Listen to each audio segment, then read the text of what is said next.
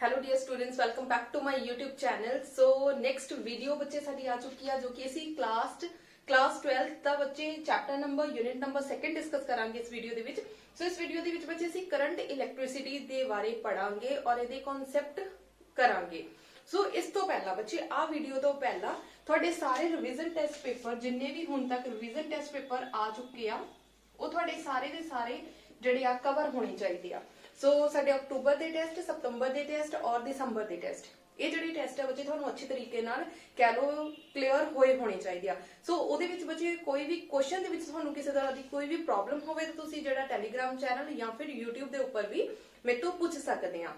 सो इस तो बाद बच्चे कोई भी जिहड़ी तुहाडी भी हैल्पिंग बुक है वो हैल्पिंग बुक दे विच किसी तरीके का कोई भी डाउट नहीं होना चाहिए। फॉर एग्जाम्पल अगर तुम एक्यूरेट नु फॉलो कर रहे हो तो एक्यूरेट च कोई भी इदा दा क्वेश्चन नहीं होना चाहिए जिहड़ा तुसी स्किप करके जाओ, या फिर यूनीमैक्स कवर कर रहे हो तो यूनीमैक्स का कोई भी इदा दा क्वेश्चन ना होवे जिहड़ा तुसी स्किप करके जाओ। सो सारे दे सारे जिहड़े डाउट्स आ वो तुहाडे रिवीजन टेस्ट पेपर और हैल्पिंग बुक दे विचों अच्छे तरीके नाल क्लीयर होनी चाहिए। सो चलो बच्चे गल करते हैं साडी जो क्विक रिवीजन आ साडे अज दे इस लैक्चर दे अंदर कि किहड़े-किहड़े फॉर्मूलेज या किहड़े क्वेश्चन जिहड़े आ मोस्ट इंपॉर्टेंट आ। सो चलते हैं सब तो पहला बच्चे temperature coefficient of resistance. Temperature coefficient of resistance. So बच्चे इहदे जिहड़ा है थ्योरी क्वेश्चन भी आ रहा है और इहदा न्यूमेरिकल क्वेश्चन भी आ रहा है। सो टेंपरेचर कोफिशिएंट जिहड़ा है तुसी बहुत अच्छी तरीके नाल इहनूं लर्न करना है, समझना है, थ्योरी भी और न्यूमेरिकल भी। सेकंड पोर्शन जिहड़ी दोनों विच इंपॉर्टेंट आ that is resistivity, specific resistivity.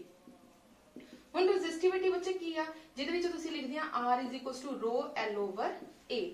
ਇਸ ਕਨਸੈਪਟ ਦੇ ਬਹੁਤ ਸਾਰੇ ਜਿਹੜੇ ਆ understanding based question, knowledge based question plus ਜਿਹੜੇ ਨਿਊਮੈਰੀਕਲ ਬੇਸਡ ਕੁਐਸਚਨ ਆ ਤੁਹਾਨੂੰ ਪੇਪਰ ਦੇ ਵਿੱਚ ਦੇਖਣ ਦੇ ਲਈ ਮਿਲੇ ਹੋਣਗੇ। ਹੁਣ ਅੱਜ ਨਿਊਮੈਰੀਕਲ ਪੋਰਸ਼ਨ ਜਿੱਦਾਂ ਪੋਟੈਂਸ਼ੀਓਮੀਟਰ ਹੋ ਗਿਆ, ਪੋਟੈਂਸ਼ੀਓਮੀਟਰ ਦੇ ਵਿੱਚ ਸਿਰਫ ਨਿਊਮੈਰੀਕਲ ਪੁੱਛੇ ਜਾ ਰਹੇ ਆ, ਜਿਹੜਾ ਨੌਲੇਜ ਬੇਸਡ ਕੁਐਸਚਨ ਉਹ ਘੱਟ ਪੁੱਛੇ ਜਾ ਰਹੇ ਆ। ਸੋ ਟਰਾਈ ਕਰੋ ਜਿਹੜੇ ਨੌਲੇਜ ਬੇਸ ਔਰ ਅੰਡਰਸਟੈਂਡਿੰਗ ਦੋਨੋਂ ਚੀਜ਼ਾਂ ਪੁੱਛੀਆਂ ਜਾ ਰਹੀਆਂ ਉਹ ਵਾਲੇ ਕਨਸੈਪਟ ਨੂੰ ਪਹਿਲਾਂ ਕਲੀਅਰ ਕਰ ਲਓ, ਠੀਕ ਹੈ ਜੀ। ਸੋ ਸਿਮਿਲਰਲੀ ਹੀਟ એનર્ਜੀ ਕਿੰਨੀ ਰਿਲੀਜ਼ ਹੋ ਰਹੀ ਆ, ਜਿਹੜੇ ਤੁਸੀਂ ਬੱਚੇ ਯੂਜ਼ ਕਰਦੇ ਆ H = I² RT, V ਕਿਹਦੇ ਇਕੁਅਲ ਹੁੰਦਾ ਆ। ਸੋ ਆ ਜਿਹੜੇ ਫਾਰਮੂਲੇਜ਼ ਆ, ਸੋ ਪਾਵਰ ਕਿਹਦੇ ਇਕੁਅਲ ਹੁੰਦਾ P = VI। ਸੋ ਆ ਵਾਲੇ ਜਿਹੜੇ ਫਾਰਮੂਲੇਜ਼ ਆ मोस्ट इंपॉर्टेंट आ। सो चलो बच्चे ਅਸੀਂ डिस्कस करते हैं। सब तो पहला ਅਸੀਂ स्टार्ट करांगे फॉर्मूलेज तो। पहला फॉर्मूलेज अच्छी तरीके ਨਾਲ रिवाइज कर लो, लर्न कर लो। अगर फॉर्मूलेज ਤੁਹਾਡੇ अच्छी तरीके ਨਾਲ लर्न ਹੋਣਗੇ ਤਾਂ डेफिनेटली ਬੱਚੇ ਤੁਹਾਡੇ ਜਿਹੜੇ ਕਨਸੈਪਟ ਆ ਉਹ ਸਟਰੋਂਗ ਹੋਣਗੇ। ਅਗਰ ਕਨਸੈਪਟ ਸਟਰੋਂਗ ਹੋਣਗੇ ਤਾਂ ਤੁਹਾਨੂੰ ਪੇਪਰ ਦੇ ਵਿੱਚ ਬਹੁਤ ਜ਼ਿਆਦਾ ਈਜ਼ੀ ਹੋਏਗਾ ਕਿਸੇ ਵੀ MCQs ਨੂੰ ਸੋਲਵ ਕਰਨ ਲੱਗੇ। ਸੋ ਸਟਾਰਟ ਕਰਦੇ ਹਾਂ ਸਭ ਤੋਂ ਪਹਿਲਾਂ ਫਾਰਮੂਲੇਜ ਤੋਂ। सो बच्चे साडी इस वीडियो का फर्स्ट जो फॉर्मूला आ जो most important formula that is Q = IT। Q = IT इत्थों ही I फाइंड आउट कर लो। सो I के इक्वल आएगा Q / T, ठीक है जी। सो फर्स्ट फॉर्मूला आ गया I = Q / T। According to the quantization of charge what is Q? Q = NE। So आ वाली Q की जगह ते असीं वैल्यू पुट कर दी NE / T। So this is another formula of current. So current के इक्वल आ गया NE / T।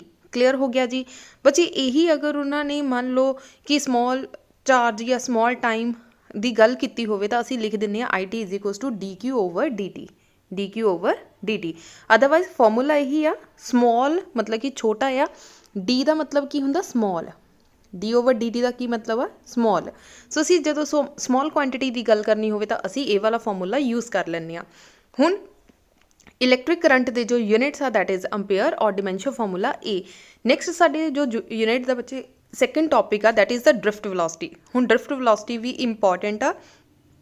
ਇਹਦੇ ਵੀ ਬੱਚੇ ਇੱਕ ਦੋ ਕੁਐਸਚਨ ਜਿਹੜੇ ਆ ਤੁਹਾਨੂੰ ਰਿਵੀਜ਼ਨ ਟੈਸਟ ਪੇਪਰ ਜਾਂ ਫਿਰ ਜਿਹੜੇ ਤੁਹਾਡੇ ਸਤੰਬਰ ਐਗਜ਼ਾਮ ਆ ਉਹਦੇ ਵਿੱਚ ਮਿਲ ਜਾਣਗੇ। ਸੋ ਡ੍ਰਿਫਟ ਵੈਲੋਸਿਟੀ ਬੱਚੇ ਯਾਦ ਰੱਖਣਾ I = NEAVD। ਜੋ ਬੱਚੇ ਸਟੈਂਡਰਡ ਵੈਲਿਊ ਹੁੰਦੀ ਆ ਨਾ ਫਾਰਮੂਲਾ ਹੁੰਦਾ ਉਹ ਲਰਨ ਕਰਿਆ ਕਰੋ ਤਾਂ ਕਿ ਇੱਥੋਂ ਅਸੀਂ ਬਾਕੀ ਫਾਰਮੂਲੇਜ਼ ਡਰਾਈਵ ਕਰ ਲਈਏ। ਹੁਣ ਉਹਨਾਂ ਨੇ ਕਿਹਾ ਡ੍ਰਿਫਟ ਵੈਲੋਸਿਟੀ ਨਿਕਾਲੋ, ਇਹਦਾ ਮਤਲਬ ਡ੍ਰਿਫਟ ਵੈਲੋਸਿਟੀ ਇੱਕ ਪਾਸੇ ਲੈ ਜਾਓ ਤੇ NEA ਦੇ ਪੈਰਾਂ 'ਚ ਲੈ ਜਾਓ। ਸੋ ਸਾਡੇ ਕੋਲ ਕੀ ਬਣ ਗਿਆ I / NEA। So I / NEA या फिर ड्रिफ्ट वेलोसिटी ਨੂੰ ਅਸੀਂ ਕੀ ਕਹਿ ਦਿੰਦੇ ਆ EE/τ/m। सो ड्रिफ्ट वेलोसिटी बच्चे दो तरीके नाल रिलेशन फाइंड आउट कर सकते हैं। सो दोनों ही फॉर्मूले बहुत अच्छे तरीके नाल लर्न कर लेना। अगर बच्चे न्यूमैरिकल के अंदर करंट ਨੰਬਰ ਆਫ ਇਲੈਕਟ੍ਰੋਨ ਈ ਵਗੈਰਾ ਦਿੱਤੀ ਹੋਵੇ ਤਾਂ ਤੁਸੀਂ ਆਹ ਵਾਲਾ ਫਾਰਮੂਲਾ ਯੂਜ਼ ਕਰ ਲਓ। ਅਗਰ ਇਲੈਕਟ੍ਰਿਕ ਫੀਲਡ ਰਿਲੈਕਸੇਸ਼ਨ ਟਾਈਮ ਵਗੈਰਾ ਦਿੱਤਾ ਹੋਵੇ ਤਾਂ ਆਹ ਵਾਲਾ ਫਾਰਮੂਲਾ ਯਾਦ ਕਰ ਲਓ। ਕਲੀਅਰ ਹੋ ਗਿਆ ਜੀ। ਸੋ ਡ੍ਰਿਫਟ ਵੈਲੋਸਿਟੀ ਅਸੀਂ ਦੋ ਤਰੀਕੇ ਨਾਲ ਸੋਲਵ ਕਰ ਸਕਦੇ ਹਾਂ। ਨੈਕਸਟ ਆ ਜਾਓ ਕਰੰਟ ਡੈਂਸਿਟੀ, ਜੋ ਕਿ ਘੱਟ ਪੁੱਛਿਆ ਜਾ ਰਿਹਾ ਆ। ਸੋ ਕਰੰਟ ਡੈਂਸਿਟੀ ਜਿਹੜਾ ਤੁਸੀਂ ਸਕਿਪ ਕਰਕੇ ਜਾ ਸਕਦੇ ਆ, ਅਗਰ ਜਿਹੜੇ ਬੱਚੇ ਸਕਿਪ ਕਰਨਾ ਚਾਹੁੰਦੇ ਆ। This is the important part, so this is also important. So ਇਹ ਚੰਗੀ ਤਰੀਕੇ ਨਾਲ ਲਰਨ ਕਰ ਲੈਣਾ। ਅਦਰਵਾਈਜ਼ ਕਰੰਟ ਡੈਂਸਿਟੀ ਹੁੰਦਾ ਕੀ ਆ, J is equals to I/A। So I ਦੀ ਵੈਲਿਊ ਕੀ ਆ ਤੁਹਾਡੇ ਕੋਲ ਬੱਚੇ, ਇੱਥੇ I/A ਦੀ ਜਗ੍ਹਾ ਤੇ ਅਸੀਂ ਕੀ ਕੀਤਾ, I/A ਇੱਧਰ ਹੀ ਰਹਿਣ ਦਿੱਤਾ। ਆਹ ਵਾਲਾ NE ਜਿਹੜਾ ਦੂਸਰੇ ਪਾਸੇ ਲੈ ਜਾਓ। ਸੋ ਕਿੰਨਾ ਆ ਜਾਏਗਾ, VD/NE। ਸੋ ਆ ਪੁੱਟ ਕੀਤਾ ਹੋਇਆ NE/VD। ਕਲੀਅਰ ਹੋ ਗਿਆ ਜੀ। ਸੋ ਇਹ ਤੁਹਾਡੀ ਹੋ ਗਈ ਕਰੰਟ ਡੈਂਸਿਟੀ। ਹੁਣ ਬੱਚੇ ਕਰੰਟ ਡੈਂਸਿਟੀ ਦਾ SI ਯੂਨਿਟ ਕੀ ਆ, ampere per metre square. Dimension formula L-2A। So ਕੱਲਾ ਇੰਨਾ ਵੀ ਯਾਦ ਕਰ ਸਕਦੇ ਹਾਂ, L-2A, ਕਿਉਂਕਿ M ਇੱਥੇ ਹੈ ਨਹੀਂ। ਸੋ ਅਸੀਂ ਲਿਖ ਦਿੱਤਾ M0। T ਵੀ ਨਹੀਂ ਆ, ਸੋ MLT ਦੀ ਫਾਰਮ 'ਚ ਲਿਖਣਾ ਹੁੰਦਾ। ਸੋ T ਦੀ ਪਾਵਰ ਵੀ 0। ਨੈਕਸਟ ਆ ਜੋ ਮੋਬਿਲਿਟੀ, ਜੋ ਕਿ ਤੁਹਾਡੇ ਐਗਜ਼ਾਮ ਦੇ ਵਿੱਚ ਘੱਟ ਪੁੱਛਿਆ ਜਾ ਰਿਹਾ ਮੋਬਿਲਿਟੀ ਬਾਰੇ। ਸੋ ਅਗਰ ਇਹ ਵੀ ਸਕਿਪ ਕਰਕੇ ਜਾਣਾ ਚਾਹੁੰਦੇ ਆ ਤਾਂ ਜਾ ਸਕਦੇ ਹਾਂ। ਦੈਨ ਇਹਦੀ ਯੂਨਿਟਸ ਜਿਹੜੇ ਬੱਚੇ ਕੁਛ ਵੀ ਆਪਣੀ ਜਿਹੜੇ ਕਹਿ ਲਓ ਕਿ 35 ਆਊਟ ਆਫ 35 ਅਸੀਂ ਸੋਚਿਆ ਹੋਇਆ ਕਿ ਅਸੀਂ ਪੂਰੇ ਨੰਬਰ ਲੈਣੇ ਆ, ਤਾਂ ਹਰ ਇੱਕ ਫਾਰਮੂਲਾ ਬੱਚੇ ਬਹੁਤ ਕਲੀਅਰਲੀ ਜਿਹੜਾ ਆ ਸਮਝ ਕੇ ਜਾਓ ਅਤੇ ਲਰਨ ਕਰਕੇ ਜਾਓ। ਦੈਨ ਜੋ ਮੋਬਿਲਿਟੀ ਆ ਬੱਚੇ, ਮੋਬਿਲਿਟੀ ਦੇ ਯੂਨਿਟਸ ਔਰ ਡਿਮੈਂਸ਼ਨ ਫਾਰਮੂਲਾ ਲਰਨ ਕਰ ਲਓ। Then Ohm's law, this is the important question. Ohm's law ਕੀ ਆ? ਓਮਸ ਲਾਅ ਤਾਂ ਬੱਚੇ ਤੁਸੀਂ 9th 10th ਤੋਂ ਪੜ੍ਹਦੇ ਆ ਰਹੇ ਆ। V is equals to IR। So ਇੱਥੇ R ਕੀ ਆ ਤੁਹਾਡਾ, ਕੌਨਸਟੈਂਟ ਆ। ਸੋ ਅਸੀਂ ਇਹਨੂੰ ਕੌਨਸਟੈਂਟ ਆਫ ਪ੍ਰੋਪੋਰਸ਼ਨੈਲਿਟੀ ਵੀ ਕਹਿ ਦਿੰਦੇ ਆ। So this is the Ohm's law. So Ohm's law ਦੇ ਵਿੱਚ ਬੱਚੇ ਗ੍ਰਾਫ ਆਲਵੇਜ਼ ਸਟ੍ਰੇਟ ਬਣਦਾ ਆ। ਸੋ ਇਸ ਚੀਜ਼ ਦਾ ਧਿਆਨ ਰੱਖਣਾ, ਜਿਹੜਾ ਗ੍ਰਾਫ ਨਾਲ ਰਿਲੇਟਡ ਕੁਐਸਚਨ ਵੀ ਬੱਚੇ ਪੁੱਛੇ ਜਾ ਰਹੇ ਆ ਵੀ ਸਟ੍ਰੇਟ ਆ, ਓਮਿਕ ਹੋਏਗਾ, ਨੋਨ ਓਮਿਕ ਹੋਏਗਾ। ਓਮਿਕ ਕਿਹੜਾ ਹੁੰਦੇ ਆ ਡਿਵਾਈਸ, ਜਿਹੜੇ ਓਮਸ ਲਾਅ ਨੂੰ ਓਬੇ ਕਰਦੇ। ਓਮਸ ਲਾਅ ਨੂੰ ਕੌਣ ਓਬੇ ਕਰੇਗਾ, ਜਿਨ੍ਹਾਂ ਦਾ ਗ੍ਰਾਫ ਬਿਲਕੁਲ ਸਟ੍ਰੇਟ ਬਣਦਾ ਹੋਵੇ। ਅਗਰ ਤੁਹਾਡਾ ਗ੍ਰਾਫ ਇਸ ਤਰੀਕੇ ਦਾ ਆ, ਕਰਵਡ ਬਣ ਰਿਹਾ, ਸੋ ਦਿਸ ਇਜ਼ ਨੋਨ ਓਮਿਕ ਡਿਵਾਈਸ। ਠੀਕ ਹੈ, ਜਿਹੜੇ ਓਮਸ ਲਾਅ ਨੂੰ ਓਬੇ ਨਹੀਂ ਕਰਦੇ। ਨੈਕਸਟ ਆ ਜਾਓ ਇਲੈਕਟ੍ਰੀਕਲ ਰੈਜ਼ਿਸਟਿਵਿਟੀ ਜਾਂ ਇਲੈਕਟ੍ਰੀਕਲ ਰੈਜ਼ਿਸਟੈਂਸ। ਹੁਣ ਇਲੈਕਟ੍ਰੀਕਲ ਰੈਜ਼ਿਸਟੈਂਸ ਕੀ ਚੀਜ਼ ਆ, R is equals to ρL/A। So ਆ ਹੋ ਗਈ ਤੁਹਾਡੀ ਰੈਜ਼ਿਸਟਿਵਿਟੀ ਜਾਂ resistance, electrical resistance, not resistivity, electrical resistance. So R ਹੋ ਗਈ ਤੁਹਾਡੀ electrical resistance. So electrical resistance ਬੱਚੇ ਦੋ ਤਰੀਕੇ ਨਾਲ ਲਿਖ ਸਕਦੇ ਹਾਂ, R is equals to V/I ਜਾਂ ਫਿਰ R is equals to ρL/A। So ਇਹਦੇ ਯੂਨਿਟਸ ਕੀ ਆ, ਓਮ, ਔਰ ਡਿਮੈਂਸ਼ਨ ਫਾਰਮੂਲਾ ਕੀ ਆ, ML² T-3A-2। ਨੈਕਸਟ ਆ ਜਾਓ ਰੈਜ਼ਿਸਟਿਵਿਟੀ। ਇੱਥੋਂ ਹੀ ਰੋ ਨਿਕਾਲ ਲਓ, A ਉੱਧਰ ਚਲਾ ਗਿਆ, L ਦੇ ਪੈਰਾਂ 'ਚ ਆ ਗਿਆ। ਸੋ ਰੋ ਕਿਹਦੇ ਇਕੁਅਲ ਆ ਗਿਆ, RA/L। So this is the resistivity. Resistivity ਦੇ ਬੱਚੇ SI ਯੂਨਿਟਸ ਕੀ ਆ, ਓਮ ਮੀਟਰ, ਔਰ ਡਿਮੈਂਸ਼ਨ ਫਾਰਮੂਲਾ ਕੀ ਆ, ML³ T-3A-3। ਹੁਣ ਬੱਚੇ ਰੈਜ਼ਿਸਟੈਂਸ ਔਰ ਰੈਜ਼ਿਸਟਿਵਿਟੀ ਦੇ ਥੋੜ੍ਹਾ ਜਿਹਾ ਫਾਰਮੂਲੇ 'ਚ ਫਰਕ ਹੈ। ਡਿਮੈਂਸ਼ਨ ਫਾਰਮੂਲਾ M ਸੇਮ ਆ, L ਦੇ ਵਿੱਚ ਇੱਥੇ ਇੱਕ ਇਨਕਰੀਜ਼ ਹੋ ਗਿਆ, T ਸੇਮ ਆ, A ਸੇਮ ਆ। ਠੀਕ ਹੈ ਜੀ। ਸੋ ਇੱਦਾਂ ਕਰਕੇ ਤੁਸੀਂ ਲਰਨ ਕਰ ਸਕਦੇ ਆ। ਨੈਕਸਟ ਆ ਜਾਓ temperature dependence of. This is the most important part. ਹਾਲੇ ਤੱਕ ਜਿਹੜੇ ਸਟੂਡੈਂਟਸ ਨੇ ਕਦੇ ਬੁੱਕ ਨੂੰ ਹੱਥ ਨਹੀਂ ਲਗਾਇਆ, ਜਾਂ ਤੁਸੀਂ ਕਦੇ ਬੁੱਕ ਦਾ ਕਹਿ ਲਓ ਕੋਈ ਪੇਜ ਨਹੀਂ ਖੋਲ੍ਹ ਕੇ ਦੇਖਿਆ, ਡਾਇਰੈਕਟ ਪੇਪਰ ਦੇਣ ਗਏ ਆ, ਸੋ ਉਹ ਬੱਚੇ ਇਹ ਫਾਰਮੂਲੇਜ਼ ਅੱਛੀ ਤਰੀਕੇ ਨਾਲ ਲਰਨ ਕਰ ਲੈਣ। ਕਾਫੀ ਬੱਚੇ ਇਹੀ ਚੀਜ਼ 'ਚ ਕਨਫਿਊਜ਼ ਰਹਿੰਦੇ ਆ ਕਿ ਟੈਂਪਰੇਚਰ ਡਿਪੈਂਡੈਂਸ ਦੇ ਵਿੱਚ ਕਦੇ ਰੈਜ਼ਿਸਟੈਂਸ ਪੁੱਛ ਲਈ ਜਾਂਦੀ ਆ, ਕਦੇ ਰੈਜ਼ਿਸਟਿਵਿਟੀ ਪੁੱਛ ਲਈ ਜਾਂਦੀ ਆ। ਸੋ ਕਨਫਿਊਜ਼ ਨਹੀਂ ਹੋਣਾ। ਜਦੋਂ ਰੈਜ਼ਿਸਟੈਂਸ ਇਨਕਰੀਜ਼ ਹੁੰਦੀ ਆ, ਰੈਜ਼ਿਸਟਿਵਿਟੀ ਨਾਲ ਉਹਦੇ ਕਹਿ ਲਓ ਡਾਇਰੈਕਟਲੀ ਪ੍ਰੋਪੋਰਸ਼ਨਲ ਆ, ਸੋ ਫਰਕ ਪੈਂਦਾ ਆ। ਸੋ ਸੇਮ ਹੀ ਰਹੇਗੀ। ਠੀਕ ਹੈ। ਸੋ ਫਾਰਮੂਲੇਜ਼ ਵੀ ਸੇਮ ਆ। ਹੁਣ ਦੇਖੋ R is equals to R0 1 + α∆T। ਅਗਰ ਰੈਜ਼ਿਸਟਿਵਿਟੀ ਹੋਵੇ ਮਤਲਬ ਕਿ ਰੋ ਦੀ ਫਾਰਮ 'ਚ ਲਿਖਣਾ ਆ। ਸੋ ਕੀ ਹੋਏਗਾ, ρ ρ0 1 + α∆T। ਐਲਫਾ ਬਾਰ ਕਿਉਂ ਲਗਾਇਆ? ਬਾਰ ਮੀਨਸ ਅਗਰ ਤੁਸੀਂ ਮੈਟਲ ਦੀ ਗੱਲ ਕਰ ਰਹੇ ਆ ਤਾਂ ਐਲਫਾ ਦੀ ਵੈਲਿਊ ਪੋਜ਼ੀਟਿਵ ਹੋਏਗੀ। ਅਗਰ ਤੁਸੀਂ ਇਨਸੂਲੇਟਰਸ ਦੀ ਗੱਲ ਕਰ ਰਹੇ ਆ ਤਾਂ ਐਲਫਾ ਦੀ ਵੈਲਿਊ ਜਿਹੜੀ ਚੇਂਜ ਹੁੰਦੀ ਜਾਏਗੀ। ਸੈਮੀ ਕੰਡਕਟਰ ਹੁੰਦੀ ਆ ਤਾਂ ਉਹਦੀ ਵੈਲਿਊ ਕੁਛ ਹੋਰ ਹੋਏਗੀ। ਸੋ ਐਲਫਾ ਜਿਹੜਾ ਆ ਮੈਟਲ, ਨਾਨ ਮੈਟਲਸ ਔਰ ਸੈਮੀ ਕੰਡਕਟਰਸ ਦੇ ਲਈ ਅਲੱਗ-ਅਲੱਗ ਹੁੰਦਾ ਆ। ਠੀਕ ਹੈ ਜੀ। ਨੈਕਸਟ ਆ ਜੋ ਇੱਥੇ ਐਲਫਾ ਦੀ ਵੈਲਿਊ ਹੈ ਕਿੰਨੀ ਆ, that is R - R0 divided by R0 ∆T। So this is the temperature coefficient of resistance. ਅਗਰ ਤੁਸੀਂ ਇੱਥੋਂ R ਬਾਹਰ ਨਿਕਾਲ ਲੈਂਦੇ ਆ ਰੋ ਦੀ ਫਾਰਮ ਦੇ ਵਿੱਚ, ਇਹਨੂੰ ਟੈਂਪਰੇਚਰ ਕੋਫੀਸ਼ੀਐਂਟ ਆਫ ਰੈਜ਼ਿਸਟਿਵਿਟੀ ਕਹਿ ਦਿੰਦੇ ਆ। ਕਲੀਅਰ ਹੋ ਗਿਆ ਜੀ। ਸੋ ਇਹਦੇ ਵਿੱਚ ਬੱਚੇ ਜਿਹੜਾ ਪਹਿਲੇ ਨੰਬਰ ਤੇ ਆ ਚੀਜ਼ ਆ, ਇਹਨੂੰ ਅੱਛੀ ਤਰੀਕੇ ਨਾਲ ਲਰਨ ਕਰ ਲੈਣਾ। ਬੱਚੇ ਇਹਦੇ ਨੂਮੈਰੀਕਲਸ ਵੀ ਅੱਛੀ ਤਰੀਕੇ ਨਾਲ ਲਰਨ ਕਰ ਲੈਣਾ ਔਰ ਥਿਊਰੀ ਵੀ। ਸੋ ਥਿਊਰੀ ਦੇ ਵਿੱਚ ਵੀ ਬੱਚੇ ਕੁਐਸਚਨ ਜਿਹੜੇ ਆ ਬਹੁਤ ਜ਼ਿਆਦਾ ਪੁੱਛੇ ਜਾ ਰਹੇ ਆ, ਕਾਫੀ ਜ਼ਿਆਦਾ ਪੁੱਛੇ ਜਾ ਰਹੇ ਆ। ਸੋ ਟਰਾਈ ਕਰੋ ਕਿ ਇਹਨੂੰ ਅੱਛੀ ਤਰੀਕੇ ਨਾਲ ਲਰਨ ਕਰ ਲਓ। ਨੈਕਸਟ ਆ ਜਾਓ electrical energy and a power. So ਬੱਚੇ ਇਲੈਕਟ੍ਰੀਕਲ એનર્ਜੀ ਜਾਂ ਹੀਟ ਕਿੰਨੀ ਪ੍ਰੋਡਿਊਸ ਹੋਈ, એનર્ਜੀ ਕਿੰਨੀ ਪ੍ਰੋਡਿਊਸ ਹੋਈ, એનર્ਜੀ ਕਿੰਨੀ ਲਾਸ ਹੋਈ। ਸੋ ਉੱਥੇ ਅਸੀਂ ਕੀ ਯੂਜ਼ ਕਰਦੇ ਹਾਂ, is equals to I square RT ਜਾਂ ਫਿਰ V ਸਕੁਅਰ ਓਵਰ RT। ਬੱਚੇ ਕਈ ਵਾਰੀ ਇਹਨੂੰ ਅਸੀਂ E ਦੇ ਨਾਲ ਲਿਖ ਦਿੰਦੇ ਹਾਂ ਜਾਂ ਫਿਰ H ਦੇ ਨਾਲ ਲਿਖ ਦਿੰਦੇ ਹਾਂ। ਸੋ ਮੋਸਟਲੀ ਮੇਰੀ ਜਿੰਨੀਆਂ ਵੀ ਵੀਡੀਓਜ਼ ਤੁਸੀਂ ਦੇਖੀਆਂ ਹੋਣਗੀਆਂ, ਮੈਂ ਉਹਨੂੰ H ਦੇ ਨਾਲ ਹੀ ਲਿਖਦੀ ਹਾਂ, H is equals to I square RT। So ਚਾਹੇ ਤੁਸੀਂ H ਨਾਲ ਹੀਟ ਪ੍ਰੋਡਿਊਸ ਕਰ ਲਓ, ਚਾਹੇ E ਦੇ ਨਾਲ એનર્ਜੀ ਪ੍ਰੋਡਿਊਸ ਲਿਖ ਲਓ, ਠੀਕ ਹੈ ਜੀ। ਸੋ ਆ ਹੋ ਗਿਆ ਤੁਹਾਡਾ એનર્ਜੀ ਦਾ ਫਾਰਮੂਲਾ, ਇਲੈਕਟ੍ਰੀਕਲ એનર્ਜੀ ਦਾ। ਸੋ ਪਾਵਰ ਕੀ ਆ, ਪਾਵਰ ਦੇ 3 ਫਾਰਮੂਲੇਜ਼ ਆ, 3 ਫਾਰਮੂਲੇਜ਼ ਬੱਚੇ ਤੁਹਾਡੀ ਟਿਪਸ ਤੇ ਹੋਣੇ ਚਾਹੀਦੇ ਆ। ਅਗਰ ਨਹੀਂ ਟਿਪਸ ਤੇ ਤਾਂ ਘਬਰਾਉਣ ਦੀ ਜ਼ਰੂਰਤ ਨਹੀਂ, ਇੱਕ ਸਟੈਂਡਰਡ ਯਾਦ ਕਰ ਲਓ, P is equals to VI, ਇਹ ਸਟੈਂਡਰਡ ਯਾਦ ਕਰ ਲਓ। ਹੁਣ ਸਾਨੂੰ ਓਮਜ਼ ਲਾਅ ਤਾਂ 9th 10th ਤੋਂ ਹੀ ਪਤਾ ਆ, V ਕਿਹਦੇ ਇਕੁਅਲ ਹੁੰਦਾ, IR ਦੇ। ਸੋ V ਦੀ ਜਗ੍ਹਾ ਤੇ ਕੀ ਪੁੱਟ ਕਰਨ ਲੱਗਿਆ, IR। ਸੋ ਜਿੱਦਾਂ ਹੀ ਇੱਥੇ IR ਪੁੱਟ ਕਰਾਂਗੇ ਤਾਂ ਸੈਕੰਡ ਫਾਰਮੂਲਾ ਬਣ ਜਾਏਗਾ I ਸਕੁਅਰ R, ਬਣ ਗਿਆ I ਸਕੁਅਰ R, ਠੀਕ ਹੈ ਜੀ। ਸਿਮਿਲਰਲੀ ਫਸਟ ਦੇ ਵਿੱਚ ਹੁਣ I ਦੀ ਵੈਲਿਊ ਪੁੱਟ ਕਰ ਦਿਓ, I ਕਿਹਦੇ ਇਕੁਅਲ ਆਏਗਾ, V ਓਵਰ R, ਇੱਥੋਂ ਹੀ ਨਿਕਾਲ ਲਓ। ਸੋ V ਐਸ ਸੱਚ I ਦੀ ਜਗ੍ਹਾ ਤੇ ਕੀ ਪੁੱਟ ਕੀਤਾ, V ਓਵਰ R। ਸੋ ਸਾਡੇ ਕੋਲ ਬਣ ਗਿਆ V ਸਕੁਅਰ ਓਵਰ R, ਬਣ ਗਏ ਜੀ 3 ਫਾਰਮੂਲੇ। ਸੋ ਬੇਸਿਕ ਫਾਰਮੂਲਾ ਇੱਕ ਲਰਨ ਕਰ ਲਓ, P is equals to VI। ਉਸ ਤੋਂ ਬਾਅਦ ਸੈਕੰਡ ਐਂਡ ਥਰਡ ਇੱਥੋਂ ਹੀ ਡਰਾਈਵ ਹੋ ਜਾਣਗੇ। ਸੋ 3 ਫਾਰਮੂਲੇਜ਼। ਵੈਸੇ ਬੱਚੇ ਟਰਾਈ ਕਰੋ ਕਿ ਜਿਹੜੇ ਫਾਰਮੂਲੇਜ਼ ਆ ਤੁਹਾਡੇ ਟਿਪਸ ਤੇ ਹੋਣੇ ਚਾਹੀਦੇ ਆ, ਤਾਂ ਕਿ ਪੇਪਰ ਦੇ ਵਿੱਚ ਬੈਠ ਕੇ ਸਾਨੂੰ ਸੋਚਣ ਸਮਝਣ ਦੀ ਜਾਂ ਡਰਾਈਵ ਕਰਨ ਦੀ ਕੁਛ ਜ਼ਰੂਰਤ ਨਾ ਹੋਵੇ, ਸਾਨੂੰ ਫਾਰਮੂਲੇਜ਼ ਡਾਇਰੈਕਟ ਲਰਨ ਹੋਣ। ਸੋ P ਦਾ ਫਾਰਮੂਲੇ 3 ਆ, P is equals to VI, P is equals to I square R, P is equals to V square over R। ਬੱਚੇ P is equals to V square over R ਵਾਲਾ ਜਿਹੜਾ portion ਆ, ਇਹ important ਆ। ਤੁਸੀਂ question ਕੀਤੇ ਹੋਣਗੇ ਕਿਹੜਾ ਬੱਲਬ ਆ ਉਹਦੀ ਰੈਜ਼ਿਸਟੈਂਸ ਕਿੰਨੀ ਹੋਏਗੀ, ਤਾਂ ਉਹ ਕਿਹੜਾ ਬੱਲਬ ਆ ਜਿਹੜਾ ਜ਼ਿਆਦਾ ਗਲੋ ਕਰੇਗਾ, ਜਿਹੜਾ ਜ਼ਿਆਦਾ ਹੀਟ ਪ੍ਰੋਡਿਊਸ ਕਰੇਗਾ, ਐਕਸੈਟਰਾ। ਸੋ ਇੱਦਾਂ ਦੇ ਕੁਐਸਚਨ ਜਿਹੜੇ ਆ ਇਸ ਫਾਰਮੂਲੇ ਦੇ ਵਿੱਚੋਂ ਪੁੱਛੇ ਜਾਂਦੇ ਆ। ਸੋ ਇਹਨੂੰ ਬਹੁਤ ਅੱਛੀ ਤਰੀਕੇ ਨਾਲ ਲਰਨ ਕਰ ਲੈਣਾ। ਨੈਕਸਟ ਆ ਜਾਓ ਜੀ ਕੰਬੀਨੇਸ਼ਨ ਆਫ ਰੈਜ਼ਿਸਟਰ। ਰੈਜ਼ਿਸਟਰ ਨੂੰ ਅਸੀਂ 2 ਤਰ੍ਹਾਂ ਨਾਲ ਕੰਬਾਈਨ ਕਰ ਸਕਦੇ ਹਾਂ, ਇੱਕ ਸੀਰੀਜ਼ ਦੇ ਵਿੱਚ, ਦੂਸਰਾ ਪੈਰਲਲ ਦੇ ਵਿੱਚ। ਜਦੋਂ ਸੀਰੀਜ਼ ਦੇ ਵਿੱਚ ਕਰਾਂਗੇ ਤਾਂ ਫਾਰਮੂਲਾ ਕੀ ਹੋਏਗਾ, R1 + R2 + R3 up to so on. ਅਗਰ ਪੈਰਲਲ ਦੇ ਵਿੱਚ ਕਰ ਰਹੇ ਹਾਂ ਤਾਂ 1/R1 + 1/R2 + 1/R3 up to so on. Clear ਹੋ ਗਿਆ ਜੀ। ਸੋ 2 ਤਰ੍ਹਾਂ ਦੇ ਤੁਹਾਡੇ ਰੈਜ਼ਿਸਟਰਸ ਨੂੰ ਅਸੀਂ ਕੰਬਾਈਨ ਕਰ ਸਕਦੇ ਹਾਂ। ਸੋ ਨੈਕਸਟ ਵੀ ਬੱਚੇ ਮੋਸਟ ਇੰਪੋਰਟੈਂਟ ਆ, that is EMF and terminal potential difference. So 2 ਫਾਰਮੂਲੇ ਆ, EMF ਦਾ ਕੀ ਹੋਏਗਾ, E is equals to V + IR, ਔਰ ਟਰਮੀਨਲ ਪੋਟੈਂਸ਼ੀਅਲ ਡਿਫਰੈਂਸ ਦਾ V is equals to E - IR। ਹੁਣ ਆ ਜਾਓ internal resistance of the cell. Internal resistance of the cell ਬੱਚੇ ਕੀ ਆ, R is equals to E over V - 1 R। So ਆਹ ਵਾਲਾ ਪੋਰਸ਼ਨ ਬੱਚੇ ਤੁਹਾਡਾ ਐਪਲੀਕੇਸ਼ਨ ਬੇਸਡ ਜਾਂ ਫਿਰ ਨੂਮੈਰੀਕਲ ਬੇਸਡ ਦੇ ਵਿੱਚ ਆਹ ਚੀਜ਼ ਜਿਹੜੀ ਆ ਪੁੱਛੀ ਜਾ ਸਕਦੀ ਆ।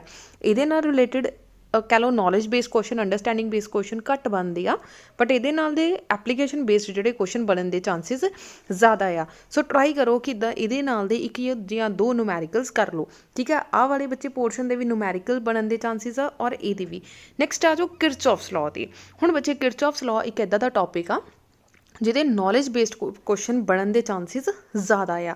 ਫੋਰ ਐਗਜ਼ਾਮਪਲ ਕਿਰਚੌਫਸ ਲਾਅ ਦੇ ਵਿੱਚ 2 ਲਾਅਜ਼ ਆ, first law and second law. ਜਿਹੜਾ ਫਸਟ ਲਾਅ ਆ ਇਹਨੂੰ ਕੀ ਕਿਹਾ ਜਾਂਦਾ, that is the junction law ਔਰ ਕਰੰਟ ਲਾਅ। ਇਹਨੂੰ ਆਪਣੀ ਕਾਪੀ ਦੇ ਉੱਪਰ ਵੱਡਾ ਵੱਡਾ ਕਰਕੇ ਲਿਖ ਲਓ।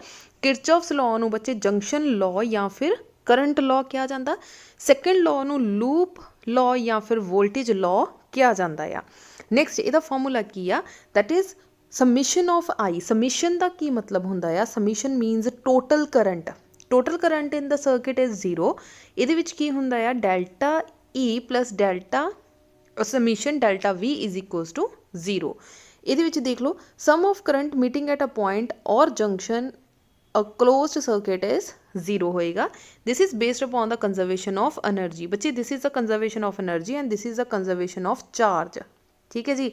ਸੋ ਕਈ ਵਾਰੀ ਕੁਐਸਚਨ ਤੁਹਾਡੇ ਮੋਸਟ ਇੰਪੋਰਟੈਂਟ ਆ, ਮੋਸਟ ਇੰਪੋਰਟੈਂਟ ਆ ਕਿ ਜਿਹੜਾ ਫਸਟ ਲਾਅ ਆ ਕਿਰਚੌਫਸ ਦਾ ਫਸਟ ਲਾਅ ਆ ਉਹ ਕਿਹੜੇ ਲਾਅ ਨੂੰ ਓਬੇ ਕਰਦਾ, that is conservation of charge. Charge ਨੂੰ ਕੰਜ਼ਰਵ ਕਿਉਂ ਕਰਦਾ, ਕਿਉਂਕਿ ਸਾਡਾ ਟੋਟਲ ਕਰੰਟ ਜਿਹੜਾ ਆ ਸਰਕਿਟ ਦੇ ਅਕਰੋਸ 0 ਹੋ ਜਾਂਦਾ। ਇਹਦੇ ਵਿੱਚ ਕੀ ਕਰਦਾ ਆ, ਸੈਕਿੰਡ ਦੇ ਵਿੱਚ ਕੀ ਕਰਦਾ, ਕਿਉਂਕਿ ਲੂਪ ਰੂਲ ਹੁੰਦੀ ਆ, ਲੂਪ ਤੋਂ ਯਾਦ ਰੱਖਣਾ ਕਿ એનર્ਜੀ ਜਿਹੜੀ ਆ ਕੰਜ਼ਰਵ ਰਹਿੰਦੀ ਆ। ਪਹਿਲੇ ਦੇ ਵਿੱਚ ਕੀ ਹੁੰਦਾ, ਚਾਰਜ, ਤੇ ਦੂਸਰੇ ਦੇ ਵਿੱਚ એનર્ਜੀ ਜਿਹੜੀ ਆ ਕੰਜ਼ਰਵ ਰਹਿੰਦੀ ਆ। ਨੈਕਸਟ ਆ ਜਾਓ ਬੀਟਸਟੋਨ ਬ੍ਰਿਜ ਤੇ। ਹੁਣ ਬੀਟਸਟੋਨ ਬ੍ਰਿਜ ਦੀ ਬੱਚੇ ਅਦਰਵਾਈਜ਼ ਜਦੋਂ ਥਿਓਰੀ ਪੇਪਰ ਹੁੰਦਾ ਸੀ ਤਾਂ ਬੱਚੇ ਕਾਫੀ ਜ਼ਿਆਦਾ ਮਿਸਟੇਕਸ ਕਰਦੇ ਸੀ ਡਾਇਗਰਾਮ ਦੇ ਅੰਦਰ, ਪਰ ਹੁਣ ਤੁਹਾਨੂੰ ਸੌਖਾ ਹੋ ਗਿਆ, ਤੁਸੀਂ ਤਾਂ ਸਿਰਫ ਫਾਰਮੂਲਾ ਹੀ ਲਰਨ ਕਰਨਾ ਆ, that is P is equals to P/Q is equals to R/S। ਹੁਣ P ਕੀ ਆ, P ਐਂਡ Q ਬੱਚੇ ਤੁਹਾਡੀਆਂ ਫਿਕਸਡ ਵੈਲਿਊਜ਼ ਆ। R ਕੋਈ ਇੱਕ ਇੱਦਾਂ ਦਾ ਰੈਜ਼ਿਸਟੈਂਸ ਆ ਜਿਹਨੂੰ ਤੁਸੀਂ ਵੇਰੀ ਕਰ ਸਕਦੇ ਆ, ਠੀਕ ਹੈ, ਜਿਹਦੀ ਵੈਲਿਊ ਤੁਸੀਂ ਵੇਰੀ ਕਰ ਸਕਦੇ ਆ। S ਕੀ ਆ, ਅਨਨੋਨ ਰੈਜ਼ਿਸਟੈਂਸ, ਜਿਹਦੀ ਤੁਸੀਂ ਵੈਲਿਊ ਫਾਈਂਡ ਆਊਟ ਕਰ ਸਕਦੇ ਆ। ਹੁਣ ਇਹ ਜਿਹੜਾ ਬੀਟਸਟੋਨ ਬ੍ਰਿਜ ਆ ਇਹ ਕਿੱਥੇ ਯੂਜ਼ ਹੁੰਦਾ ਆ, ਪੜ੍ਹਦੇ ਕਿਉਂ ਆ, ਕਿਉਂਕਿ ਅਸੀਂ ਇਹਨੂੰ ਪੋਟੈਂਸ਼ੀਓਮੀਟਰ ਦੇ ਅੰਦਰ ਯੂਜ਼ ਕਰ ਸਕੀਏ। ਹੁਣ ਪੋਟੈਂਸ਼ੀਓਮੀਟਰ ਕੀ ਚੀਜ਼ ਆ ਬੱਚੇ, ਜਦੋਂ ਵੋਲਟਮੀਟਰ ਜਿਹੜਾ ਪੋਟੈਂਸ਼ੀਓਮੀਟਰ ਬੇਸਿਕਲੀ ਪਹਿਲਾਂ ਆਪਾਂ ਡੈਫੀਨੇਸ਼ਨ ਪੜ੍ਹ ਲੈਂਦੇ ਹਾਂ, device use to measure EMF of the cell without drawing current from it. So definition ਬਹੁਤ ਜ਼ਿਆਦਾ ਕੇਅਰਫੁਲੀ ਲਰਨ ਕਰ ਲੈਣਾ। ਹੁਣ ਬੱਚੇ ਧਿਆਨ ਨਾਲ ਮੇਰਾ ਕੁਐਸਚਨ ਸੁਣਨਾ ਔਰ ਧਿਆਨ ਨਾਲ ਆਨਸਰ ਦੇਣਾ। ਜਦ ਸਾਡੇ ਕੋਲ ਵੋਲਟਮੀਟਰ ਸੀ, ਜਿਹੜਾ ਪੋਟੈਂਸ਼ੀਓਮੀਟਰ ਕੀ ਕਰਦਾ ਆ, EMF ਨੂੰ ਮੈਜਰ ਕਰਦਾ ਆ। ਅਗਰ ਸਾਡੇ ਕੋਲ ਵੋਲਟਮੀਟਰ ਸੀ, ਫਿਰ ਅਸੀਂ ਪੋਟੈਂਸ਼ੀਓਮੀਟਰ ਨੂੰ ਲਾਂਚ ਕਿਉਂ ਕੀਤਾ, ਇੰਨਾ ਵੱਡਾ ਡਿਵਾਈਸ ਅਸੀਂ ਲਾਂਚ ਕਿਉਂ ਕੀਤਾ, ਜਦ ਕਿ ਵੋਲਟਮੀਟਰ ਨਿੱਕਾ ਜਿਹਾ ਆ, ਸਾਡੇ ਹੱਥ ਵਿੱਚ ਆ ਜਾਂਦਾ, ਕਿਤੇ ਵੀ ਅਸੀਂ ਇੱਕ ਜਗ੍ਹਾ ਤੋਂ ਦੂਸਰੀ ਜਗ੍ਹਾ 'ਤੇ ਵੀ ਲੈ ਕੇ ਜਾ ਸਕਦੇ ਹਾਂ, ਜਦ ਕਿ ਪੋਟੈਂਸ਼ੀਓਮੀਟਰ ਇੱਕ ਵੱਡਾ ਡਿਵਾਈਸ ਹੁੰਦਾ ਆ। ਸੋ ਅਸੀਂ ਇਹਨੂੰ ਲਾਂਚ ਕੀਤਾ ਹੀ ਕਿਉਂ, ਇਹਦਾ ਇੱਕੋ ਇੱਕ ਰੀਜ਼ਨ ਸੀ, ਜਿਹੜਾ ਤੁਹਾਡਾ ਵੋਲਟਮੀਟਰ ਆ ਉਹ ਕਰੰਟ ਡਰਾ ਕਰਦਾ ਆ, ਠੀਕ ਆ, ਕਰੰਟ ਨੂੰ ਡਰਾਉਨ ਕਰਦਾ, ਜਿਹਦੀ ਵਜ੍ਹਾ ਨਾਲ ਉਹਦੇ ਵਿੱਚ ਹਲਕਾ ਫੁਲਕਾ ਐਰਰ ਆ ਜਾਂਦਾ। ਤੁਹਾਨੂੰ ਹੁਣ ਸਿੰਪਲ ਐਗਜ਼ਾਮਪਲ ਸਮਝਾਉਂਦੀ ਹਾਂ। ਮੰਨ ਲਓ ਜਿਹੜੀ ਤੁਹਾਡੀ ਵੋਲਟੇਜ ਆ ਉਹ 5 ਵੋਲਟੇਜ ਆ, ਪਿੱਛੋਂ ਕਿੰਨੀ ਆ ਰਹੀ ਆ 5 ਵੋਲਟੇਜ। ਇੱਕ ਪਾਸੇ ਵੋਲਟਮੀਟਰ ਰੱਖ ਲਓ, ਇੱਕ ਪਾਸੇ ਪੋਟੈਂਸ਼ੀਓਮੀਟਰ ਰੱਖ ਲਓ, ਦੋ ਚੀਜ਼ਾਂ ਰੱਖ ਲਈਆਂ। ਵੋਲਟਮੀਟਰ ਨੇ ਜਿਹੜੀ ਰੀਡਿੰਗ ਆ ਉਹਨੇ ਮੈਜਰ ਕਰਨੀ ਆ 0.4998, ਜਦ ਕਿ ਜਿਹੜਾ ਪੋਟੈਂਸ਼ੀਓਮੀਟਰ ਆ ਉਹਨੇ ਰੀਡਿੰਗ ਕਾਊਂਟ ਕਰਨੀ ਆ 5 ਵੋਲਟ। ਸੋ ਪੋਟੈਂਸ਼ੀਓਮੀਟਰ ਐਕੂਰੇਟ ਆਨਸਰ, ਜਿਹੜਾ ਕਰੈਕਟ ਜਿਹੜਾ ਆ ਤੁਹਾਨੂੰ ਆਨਸਰ ਦਿੰਦਾ ਵੀ ਕਿੰਨੀ ਵੋਲਟੇਜ ਆ। ਜਿਹੜਾ ਵੋਲਟਮੀਟਰ ਆ ਉਹ ਨੀਅਰਲੀ ਇਕੁਅਲ ਆਨਸਰ ਦਿੰਦਾ, ਇਹਦਾ ਮਤਲਬ ਹਲਕਾ ਜਿਹਾ ਐਰਰ ਦਿੰਦਾ ਆ। ਇਹ ਨਹੀਂ ਆ ਕਿ ਇਹ ਗਲਤ ਹੁੰਦਾ ਆ, ਗਲਤ ਨਹੀਂ ਆ, ਨੀਅਰਲੀ ਇਕੁਅਲ ਆਨਸਰ ਦਿੰਦਾ ਆ, ਹਲਕਾ ਫੁਲਕਾ ਐਰਰ ਦਿੰਦਾ। ਬਟ ਇਸੀ ਐਰਰ ਨੂੰ ਰਿਮੂਵ ਕਿਹਨੇ ਕੀਤਾ, ਪੋਟੈਂਸ਼ੀਓਮੀਟਰ ਨੇ। ਸੋ ਦੈਟ ਇਜ਼ ਵਾਈ ਅਸੀਂ ਪੋਟੈਂਸ਼ੀਓਮੀਟਰ ਨੂੰ ਲਾਂਚ ਕੀਤਾ। ਸੋ ਆਹ ਕਨਸੈਪਟ ਬਹੁਤ ਕੇਅਰਫੁਲੀ ਸੁਣ ਲੈਣਾ, ਸਮਝ ਲੈਣਾ। ਇਹਦਾ ਕੁਐਸਚਨ ਬੱਚੇ ਤੁਹਾਨੂੰ MCQs ਦੇ ਵਿੱਚ ਪੁੱਛਿਆ ਜਾ ਸਕਦਾ ਆ ਕਿ why we are using potentiometer for ਨਾ, why which device is used for measuring accurate value. So options ਦਿੱਤੀਆਂ ਜਾ ਸਕਦੀਆਂ ਆ, ਵੋਲਟਮੀਟਰ, ਪੋਟੈਂਸ਼ੀਓਮੀਟਰ, ਨਨ ਆਫ ਦਿਸ, ਬੋਥ। ਤਾਂ ਬੋਥ ਨਹੀਂ ਆ, ਅਗਰ ਐਕੂਰੇਟ ਵੈਲਿਊ ਅਸੀਂ ਮੈਜਰ ਕਰਨੀ ਹੋਵੇ that is the potentiometer. So our first MCQs is current carrying in electrolyte are. ਹੁਣ ਬੱਚੇ ਕਰੰਟ ਕੈਰਿੰਗ ਇਲੈਕਟ੍ਰੋਲਾਈਟ ਕੀ ਹੁੰਦਾ ਆ, ਸਾਡਾ ਕੋਈ ਇੱਦਾਂ ਦਾ ਸੋਲਿਊਸ਼ਨ ਜਿਹਦੇ ਵਿੱਚ ਕਹਿ ਲਓ ਜਿੱਦਾਂ HCl ਹੋ ਗਿਆ, ਐਕਸੈਕਟਰਾ ਹੋ ਗਿਆ, ਜਿੱਦਾਂ ਹੀ ਬੱਚੇ ਅਸੀਂ ਇਹਦੇ ਵਿੱਚੋਂ ਕਰੰਟ ਪਾਸ ਕਰਾਂਗੇ, ਤੁਹਾਨੂੰ ਪਤਾ ਕਿ ਇਸ ਸੋਲਿਊਸ਼ਨ ਦਾ ਜਿਹੜਾ ਆ ਪਾਰਟ ਆ ਦੋ ਪਾਰਟਸ ਦੇ ਵਿੱਚ, ਦੋ ਆਇਨਸ ਦੇ ਵਿੱਚ ਟੁੱਟ ਜਾਂਦਾ। ਜਿੱਦਾਂ HCl ਆ ਤਾਂ H ਦੇ ਉੱਪਰ ਪੋਜ਼ੀਟਿਵ ਔਰ Cl ਦੇ ਉੱਪਰ ਨੈਗੇਟਿਵ ਚਾਰਜ ਆ ਜਾਂਦਾ ਹੈ, ਠੀਕ ਹੈ, ਇਹ ਚੀਜ਼ ਪਤਾ ਹੈ। ਇਹਦਾ ਮਤਲਬ ਇੱਕ ਪੋਜ਼ੀਟਿਵ ਆਇਨ ਹੋ ਜਾਏਗਾ ਔਰ ਇੱਕ ਨੈਗੇਟਿਵ ਆਇਨ। ਸੋ ਆਂਸਰ ਆ ਜਾਏਗਾ positive and negative ion. Next question is a most important question, ਜਿਹੜਾ ਕਿ ਕਹਿ ਲਓ ਤੁਹਾਨੂੰ ਹਰ ਇੱਕ ਹੈਲਪਿੰਗ ਬੁੱਕ ਦੇ ਵਿੱਚ, ਹਰ ਇੱਕ ਚਾਹੇ ਮੇਨ ਦਿਨੇਸ਼ ਦੀ ਬੁੱਕ ਹੋਵੇ, ਮਾਡਰਨ ਦੀ ਬੁੱਕ ਹੋਵੇ, ਕੋਈ ਵੀ ਬੱਚੇ ਹੈਲਪਿੰਗ ਬੁੱਕ ਜਾਂ ਫਿਰ ਕੋਈ ਵੀ ਕਹਿ ਲਓ ਰਿਵੀਜ਼ਨ ਟੈਸਟ ਪੇਪਰ, ਤਾਂ ਤੁਹਾਨੂੰ ਇਹ ਕੁਐਸਚਨ ਜਿਹੜਾ ਆ ਮੋਸਟ ਪ੍ਰੋਬੇਬਲੀ ਦੇਖਣ ਨੂੰ ਮਿਲੇਗਾ। ਇਹਦਾ ਮਤਲਬ ਇਹ ਮੋਸਟ ਇੰਪੋਰਟੈਂਟ ਕੁਐਸਚਨ ਆ। Number of electrons crossing a cross section of conductor per second of constitute 1 ampere current R। ਸੋ ਬੱਚੇ ਅਸੀਂ ਕਿੱਦਾਂ ਸੋਲਵ ਕਰਾਂਗੇ, ਕਹਿੰਦੇ ਕਿੰਨੇ ਨੰਬਰ ਆਫ ਇਲੈਕਟ੍ਰੋਨਸ ਆ, ਸਾਨੂੰ ਪਤਾ Q ਕਿਹਦੇ ਇਕੁਅਲ ਹੁੰਦਾ NE। ਸੋ N ਕਿਹਦੇ ਇਕੁਅਲ ਹੋਏਗਾ Q ਡਿਵਾਈਡਡ ਬਾਈ E। ਹੁਣ ਬੱਚੇ Q ਕੀ ਆ ਤੁਹਾਡਾ 1 ਐਂਪੀਅਰ ਕਰੰਟ ਦੇ ਵਿੱਚੋਂ ਕਿੰਨੇ ਜਿਹੜੇ ਆ ਪਰ ਸੈਕਿੰਡ ਦੇ ਵਿੱਚ ਜਿਹੜਾ ਆ ਕੰਡਕਟਰ ਦੇ ਵਿੱਚੋਂ ਪਾਸ ਹੋ ਰਹੇ ਆ। ਸੋ ਚਾਰਜ ਅਸੀਂ ਜਿਹੜਾ Q ਦੀ ਵੈਲਿਊ 1 ਲੈ ਲਾਂਗੇ ਤੇ E ਦੀ ਵੈਲਿਊ ਸਟੈਂਡਰਡ ਆ 1.6 × 10⁻⁻19। ਸੋ 1/6 ਨੂੰ ਸੋਲਵ ਕੀਤਾ ਦੈਟ ਇਜ਼ 0.625, ਮਲਟੀਪਲਾਈ ਇਹਨੂੰ ਉੱਪਰ ਲੈ ਕੇ ਜਾਵਾਂਗੇ ਤਾਂ 10⁻+19, ਪੁਆਇੰਟ ਸ਼ਿਫਟ ਕਰਾਂਗੇ ਤਾਂ 6.25 × 10⁻18। ਬੱਚੇ ਆਹ ਕੁਐਸਚਨ ਇੰਨੀ ਕੁ ਵਾਰ ਪੇਪਰ ਦੇ ਵਿੱਚ ਆਇਆ ਹੋਇਆ, ਆਈ ਥਿੰਕ ਤੁਹਾਨੂੰ ਡਾਇਰੈਕਟ ਇਹਦੀ ਵੈਲਿਊ ਸੋਲਵ ਕਰਨ ਦੀ ਜ਼ਰੂਰਤ ਨਹੀਂ ਆ, ਡਾਇਰੈਕਟ ਇਹਦੀ ਵੈਲਿਊ ਯਾਦ ਹੋਣੀ ਚਾਹੀਦੀ ਆ। ਸੋ B option is the right answer. ਮੰਨ ਲਓ ਇਹੀ ਕੁਐਸਚਨ ਥੋੜਾ ਜਿਹਾ ਮੋਲਡ ਹੋ ਕੇ ਆ ਜਾਂਦਾ। ਉਹਨਾਂ ਨੇ ਕਿਹਾ if a copper wire carrying a current of 80 ਮਿਲੀ ਐਂਪੀਅਰ। ਹੁਣ ਤੁਹਾਨੂੰ ਕਰੰਟ I ਕਿੰਨਾ ਗਿਵਨ ਹੈ 80 ਮਿਲੀ ਐਂਪੀਅਰ। ਸੋ ਮਿਲੀ ਐਂਪੀਅਰ ਨੂੰ ਐਂਪੀਅਰ ਦੇ ਵਿੱਚ ਕਨਵਰਟ ਕੀਤਾ, that is 80 into 10 raised to the power -3 ampere. How much electron flow pass a given cross section of wire? How much electrons? Again we have to find number of electrons in 10 minutes। ਹੁਣ time ਕਿੰਨਾ given ਆ 10 minute. Minute ਨੂੰ ਬੱਚੇ ਸਭ ਤੋਂ ਪਹਿਲਾਂ ਤਾਂ seconds ਦੇ ਵਿੱਚ ਕਨਵਰਟ ਕਰੋ, ਦੈਟ ਇਜ਼ 60 ਸੈਕਿੰਡਸ। ਸੋ ਇਹਦਾ ਮਤਲਬ ਅਸੀਂ 60 ਸੈਕਿੰਡਸ ਯੂਜ਼ ਕਰਾਂਗੇ। ਸੋ ਆਈ ਦੀ ਵੈਲਿਊ ਕਿਹਦੇ ਇਕੁਅਲ ਹੁੰਦੀ ਆ Q/T। Q ਦੀ ਵੈਲਿਊ ਜਿਹੜੀ ਆ that is NE divided by T। So N ਜਿਹੜਾ ਅਸੀਂ ਫਾਈਂਡ ਆਊਟ ਕਰਨਾ, ਸੋ N ਕਿਹਦੇ ਇਕੁਅਲ ਆ ਜਾਏਗਾ IT divided by E। Now what is I? ਬੱਚੇ I ਦੀ ਵੈਲਿਊ ਕਿੰਨੀ ਆ 80। ਸੋ ਵੈਲਿਊਜ਼ ਪੁੱਟ ਕਰਨੀਆਂ ਸਟਾਰਟ ਕਰੋ, ਦੈਟ ਇਜ਼ I ਦੀ value 80 into 10 raised to power -3, T ਦੀ ਵੈਲਿਊ 60। ਹੁਣ ਬੱਚੇ 10 ਮਿੰਟਸ ਆ, 10 minute multiply by 60 seconds, so 10 into 60। E ਦੀ value 1.6 into 10 raised to the power -19। So ਆ ਸਾਰੀ ਨੂੰ ਸੋਲਵ ਕਰੋ, ਜਿਹੜਾ ਤੁਹਾਡਾ ਫਾਈਨਲ ਆਨਸਰ ਆ ਜਾਏਗਾ। ਨੈਕਸਟ ਆ ਯੂਨਿਟ ਆਫ ਕਰੰਟ ਡੈਂਸਿਟੀ ਜਿਹੜੀ ਆ ਤੁਹਾਡੀ ਕਿੰਨੀ ਆ, that is umpire per metre square. ਸੋ ਬੱਚੇ ਜਿੰਨੇ ਵੀ ਡਿਮੈਂਸ਼ਨ ਫਾਰਮੂਲੇਜ਼ ਆ SI ਯੂਨਿਟਸ ਆ ਬਹੁਤ ਅੱਛੇ ਤਰੀਕੇ ਨਾਲ ਲਰਨ ਕਰਕੇ ਜਾਣਾ। ਤੁਹਾਨੂੰ ਪੂਰੇ ਜਿਹੜੇ 35 ਕੁਐਸਚਨਸ ਦੇ ਵਿੱਚੋਂ ਬੱਚੇ ਇੱਕ ਕੁਐਸਚਨ ਚਾਹੇ ਕਿਸੇ ਵੀ ਯੂਨਿਟਸ ਦੇ ਵਿੱਚੋਂ ਆਵੇ, ਤੁਹਾਨੂੰ SI ਯੂਨਿਟ ਪੱਕਾ ਪੁੱਛਿਆ ਜਾਏਗਾ। ਸੋ ਸਾਰੇ ਜਿਹੜੇ SI ਯੂਨਿਟਸ ਆ ਉਹ ਅੱਛੇ ਤਰੀਕੇ ਨਾਲ ਲਰਨ ਕਰਕੇ ਜਾਣਾ। ਨੈਕਸਟ ਆ order of drift velocity of electron in a conductor. Conductor ਦੇ ਅੰਦਰ ਬੱਚੇ ਕਿੰਨੀ ਵੈਲਿਊ ਹੁੰਦੀ ਆ -4 ਮੀਟਰ ਪਰ ਸੈਕਿੰਡ ਸਕੁਅਰ। ਹੁਣ ਸਿਮਿਲਰਲੀ ਬੱਚੇ ਡ੍ਰਿਫਟ ਵੈਲੋਸਿਟੀ ਜਿਹੜੀ ਆ ਇਲੈਕਟ੍ਰੋਨ ਦੀ ਇਹਨਾਂ ਕੰਡਕਟਰ ਦੇ ਅੰਦਰ, ਸਿਮਿਲਰਲੀ ਕੰਡਕਟਰ ਤੋਂ ਬਾਅਦ ਬੱਚੇ ਜਿਹੜੇ ਸੈਮੀ ਕੰਡਕਟਰ ਦੇ ਅੰਦਰ, ਸੋ ਇਹਨਾਂ ਦੀ ਜਿਹੜੀ ਡ੍ਰਿਫਟ ਵੈਲੋਸਿਟੀ ਆ ਤੁਹਾਨੂੰ 3 ਦੇ 3 ਦੀ ਲਰਨ ਹੋਣੀ ਚਾਹੀਦੀ ਆ। ਕੰਡਕਟਰ ਮਤਲਬ ਮੈਟਲਸ, ਨੋਨ ਮੈਟਲਸ ਤੇ ਸੈਮੀ ਕੰਡਕਟਰ ਦੀ ਜਿਹੜੀ ਆ ਡ੍ਰਿਫਟ ਵੈਲੋਸਿਟੀ ਆ ਤੁਹਾਨੂੰ ਅੱਛੇ ਤਰੀਕੇ ਨਾਲ ਲਰਨ ਹੋਣੀ ਚਾਹੀਦੀ ਆ। ਬੱਚੇ ਨੈਕਸਟ ਜੋ ਟੌਪਿਕ ਆ ਇਹ ਹਾਲੇ ਤੱਕ ਤੁਹਾਡੇ ਰਿਵੀਜ਼ਨ ਟੈਸਟ ਪੇਪਰ ਜਾਂ ਕਿਸੇ ਵੀ ਸੈਂਪਲ ਪੇਪਰ ਦੇ ਵਿੱਚ ਨਹੀਂ ਆਇਆ, ਬਟ CBSE ਦੇ ਅਕੋਰਡਿੰਗਲੀ ਜਿਹੜੇ ਇਹ ਗ੍ਰਾਫ ਆ ਇਹ ਮੋਸਟ ਇੰਪੋਰਟੈਂਟ ਆ। ਸੋ ਬੱਚੇ ਪੰਜਾਬ ਬੋਰਡ ਦੀਆਂ ਕਾਫੀ ਇੱਦਾਂ ਦੀਆਂ ਬੁੱਕਸ ਆ, ਹੈਲਪਿੰਗ ਬੁੱਕਸ, ਜਿਹਦੇ ਵਿੱਚ ਤੁਹਾਨੂੰ ਆਹ ਵਾਲਾ ਕੁਐਸਚਨ ਮਿਲ ਜਾਏਗਾ। ਸੋ ਆਪਾਂ ਡਿਸਕਸ ਕਰਦੇ ਹਾਂ ਇਹ ਵਾਲਾ ਕੁਐਸਚਨ, ਹੋ ਸਕਦਾ ਫਾਈਨਲ ਪੇਪਰ ਦੇ ਵਿੱਚ ਇਹ ਪੁੱਛ ਲਿਆ ਜਾਵੇ। ਸੋ ਇੰਪੋਰਟੈਂਟ ਕੁਐਸਚਨ ਹੈ। So graphs between V and I are sloped for a conductor at a temperature T1 and a T2। ਹੁਣ ਬੱਚੇ ਤੁਹਾਨੂੰ ਟੈਂਪਰੇਚਰ ਇਸ ਤਰੀਕੇ ਦਾ ਇੱਕ ਗ੍ਰਾਫ ਗਿਵਨ ਆ। ਸਭ ਤੋਂ ਪਹਿਲਾਂ ਤਾਂ ਦੇਖੋ ਬੱਚੇ ਇੱਥੇ ਆ ਚੀਜ਼ ਬਣਾ ਲੈਂਦੇ ਆ ਇਸ ਤਰੀਕੇ ਨਾਲ। ਇਹਦਾ ਮਤਲਬ ਆ ਕੀ ਹੋ ਗਿਆ ਤੁਹਾਡਾ I1 ਔਰ ਆ ਕੀ ਹੋ ਗਿਆ I2। ਹੁਣ ਦੇਖੋ I1 ਜ਼ਿਆਦਾ ਜਿਹੜੀ ਕਰੰਟ ਆ ਉਹਦੀ ਵੈਲਿਊ ਜ਼ਿਆਦਾ ਆ। ਸਿਮਿਲਰਲੀ ਇੱਧਰ ਬਣਾ ਲੈਂਦੇ ਆ, ਦਿਸ ਇਜ਼ V2 ਔਰ ਆ ਕਿੰਨਾ ਆ V1। ਇੱਧਰੋਂ V2 ਦੀ ਵੈਲਿਊ ਜ਼ਿਆਦਾ ਵੱਡੀ ਆ, ਇੱਧਰੋਂ I1 ਦੀ ਵੈਲਿਊ ਵੱਡੀ ਆ ਔਰ ਇੱਧਰੋਂ V2 ਦੀ ਵੈਲਿਊ ਵੱਡੀ ਆ। ਅਦਰਵਾਈਜ਼ ਸਾਡੀ R ਦੀ ਵੈਲਿਊ ਕਿਹਦੇ ਇਕੁਅਲ ਹੁੰਦੀ ਆ, R = V/I। ਠੀਕ ਹੈ ਜੀ। ਜਿਹੜਾ ਰੈਜ਼ਿਸਟੈਂਸ ਆ ਬੱਚੇ ਕੰਡਕਟਰ ਦੇ ਅੰਦਰ ਕੀ ਹੁੰਦਾ ਆ, ਜਿੱਦਾਂ ਹੀ ਤੁਸੀਂ ਟੈਂਪਰੇਚਰ ਇਨਕਰੀਜ਼ ਕਰਦੇ ਆ resistance of a conductor also increase. So ਇੱਕ ਲਾਈਨ ਲਿਖ ਲਓ, resistance of a conductor increases with increase in temperature. ਜਿੱਦਾਂ ਹੀ ਟੈਂਪਰੇਚਰ ਇਨਕਰੀਜ਼ ਕਰਾਂਗੇ ਰੈਜ਼ਿਸਟੈਂਸ ਵੀ ਇਨਕਰੀਜ਼ ਹੋ ਜਾਂਦੀ ਆ। ਜੇ ਰੈਜ਼ਿਸਟੈਂਸ ਇਨਕਰੀਜ਼ ਹੋ ਜਾਂਦੀ ਆ ਮਤਲਬ ਟੈਂਪਰੇਚਰ ਰੈਜ਼ਿਸਟੈਂਸ ਦੇ ਡਾਇਰੈਕਟਲੀ ਪ੍ਰੋਪੋਰਸ਼ਨਲ ਹੈ। ਠੀਕ ਹੈ ਜੀ। ਇੱਥੇ ਹੁਣ ਬੱਚੇ ਦੇਖੋ ਪਹਿਲੇ ਦੀ ਸਲੋਪ ਨਿਕਾਲਦੇ ਆ, ਮਤਲਬ ਕਿ R2 ਦੀ ਨਿਕਾਲਦੇ ਆ। ਸੋ ਸਾਨੂੰ ਪਤਾ V1 ਦੀ ਵੋਲਟੇਜ ਜ਼ਿਆਦਾ ਆ। ਜੇ ਵੋਲਟੇਜ ਜ਼ਿਆਦਾ ਆ V1 ਨਾਲੋਂ ਤਾਂ ਰੈਜ਼ਿਸਟੈਂਸ R2 ਦੀ ਜ਼ਿਆਦਾ ਹੋਏਗੀ। ਇਹਦਾ ਮਤਲਬ ਟੈਂਪਰੇਚਰ ਵੀ R2 ਦਾ ਜ਼ਿਆਦਾ ਹੋਏਗਾ। ਸੋ ਸਿੱਧਾ ਕਲੀਅਰ ਹੋ ਗਿਆ।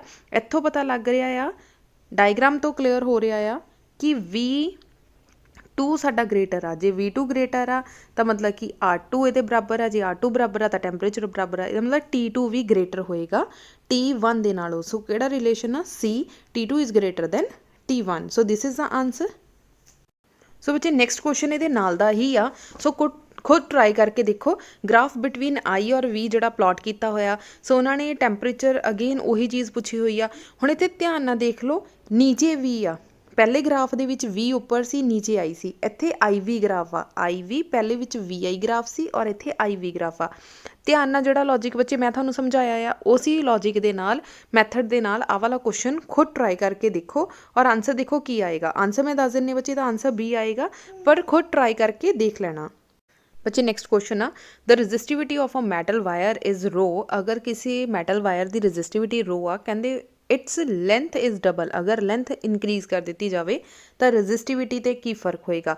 ਬੱਚੇ ਯਾਦ ਰੱਖੋ ਜਿਹੜੀ ਰੈਜ਼ਿਸਟਿਵਿਟੀ ਆ ਦੋ ਹੀ ਚੀਜ਼ਾਂ ਤੇ ਡਿਪੈਂਡ ਕਰਦੀ ਆ, ਜਾਂ ਫਿਰ ਨੇਚਰ ਦੇ ਉੱਪਰ ਜਾਂ ਫਿਰ ਟੈਂਪਰੇਚਰ ਦੇ ਉੱਪਰ। ਠੀਕ ਆ, ਨੇਚਰ ਮਤਲਬ ਕਿੱਦਾਂ ਦਾ ਮਟੀਰੀਅਲ ਆ ਜਾਂ ਫਿਰ ਅਸੀਂ ਕਿੱਦਾਂ ਦਾ ਟੈਂਪਰੇਚਰ ਦੇ ਰਹੇ ਹਾਂ। ਬਟ ਉੱਥੇ ਤਾਂ ਇਹਨਾਂ ਨੇ ਲੈਂਥ ਇਨਕਰੀਜ਼ ਕੀਤੀ, ਮਤਲਬ ਲੈਂਥ ਇਨਕਰੀਜ਼ ਕਰਨ ਦੇ ਨਾਲ ਰੋ ਨੂੰ ਕੋਈ ਫਰਕ ਨਹੀਂ ਪੈਂਦਾ। ਪਹਿਲਾਂ ਕਿੰਨਾ ਸੀ ਰੋ, ਤਾਂ ਹੁਣ ਵੀ ਕਿੰਨਾ ਹੋਏਗਾ rho. So option number D is a right answer. ਬੱਚੇ ਨੈਕਸਟ ਕੁਐਸਚਨ ਆ, a wire of length L is drawn to the length 2L। ਇਹਦਾ ਮਤਲਬ ਅਸੀਂ ਕੀ ਕੀਤਾ, ਲੈਂਥ ਇਨਕਰੀਜ਼ ਕਰ ਦਿੱਤੀ, ਮਤਲਬ ਆਰ ਡੈਸ਼ ਫਾਈਂਡ ਆਊਟ ਕਰਨਾ ਆ ਰੋ L ਓਵਰ A। L ਦੀ ਜਗ੍ਹਾ ਤੇ ਅਸੀਂ ਕੀ ਕਰ ਦਿੱਤਾ 2L। ਬੱਚੇ ਜਿਹਦੀ ਵੀ ਲੈਂਥ ਜਦੋਂ ਇਨਕਰੀਜ਼ ਕੀਤੀ ਡੈਫੀਨੇਟਲੀ ਉਹਦਾ ਏਰੀਆ 2 ਟਾਈਮਸ ਡਿਕਰੀਜ਼ ਹੋ ਜਾਏਗਾ। ਇਹ ਕਾਮਨ ਸੈਂਸ ਆ, ਚਾਹੇ ਗਿਵਨ ਹੋਵੇ ਚਾਹੇ ਏਰੀਆ ਨਾ ਗਿਵਨ ਹੋਵੇ। ਅਗਰ ਇਹਦੀ ਲੈਂਥ L ਆ ਔਰ ਇਹਦਾ ਏਰੀਆ A ਆ, ਜਦੋਂ ਅਸੀਂ ਇਹਨੂੰ ਖਿੱਚ ਕੇ ਡਬਲ ਕਰ ਦਿੱਤਾ, ਲੈਂਥ ਇਨਕਰੀਜ਼ ਹੋ ਗਿਆ ਔਰ 2 ਟਾਈਮਸ ਲੈਂਥ ਹੋ ਗਈ ਔਰ ਏਰੀਆ ਜਿਹੜਾ ਆ 2 ਟਾਈਮਸ ਘਟ ਗਿਆ। ਠੀਕ ਹੈ ਜੀ, ਆਹ 2 ਨੂੰ ਵੀ ਉੱਪਰ ਲੈ ਜਾਓ, ਆ ਗਿਆ 4 ਰੋ L ਓਵਰ A। ਆਹ ਟਰਮ ਕੀ ਸੀ ਤੁਹਾਡੀ R, ਸੋ ਆ ਗਿਆ 4R। 4R ਮਤਲਬ ਕਿ 4 ਟਾਈਮਸ ਜਿਹੜੀ ਆ ਇਨਕਰੀਜ਼ ਹੋ ਜਾਏਗੀ। So option number A is a right.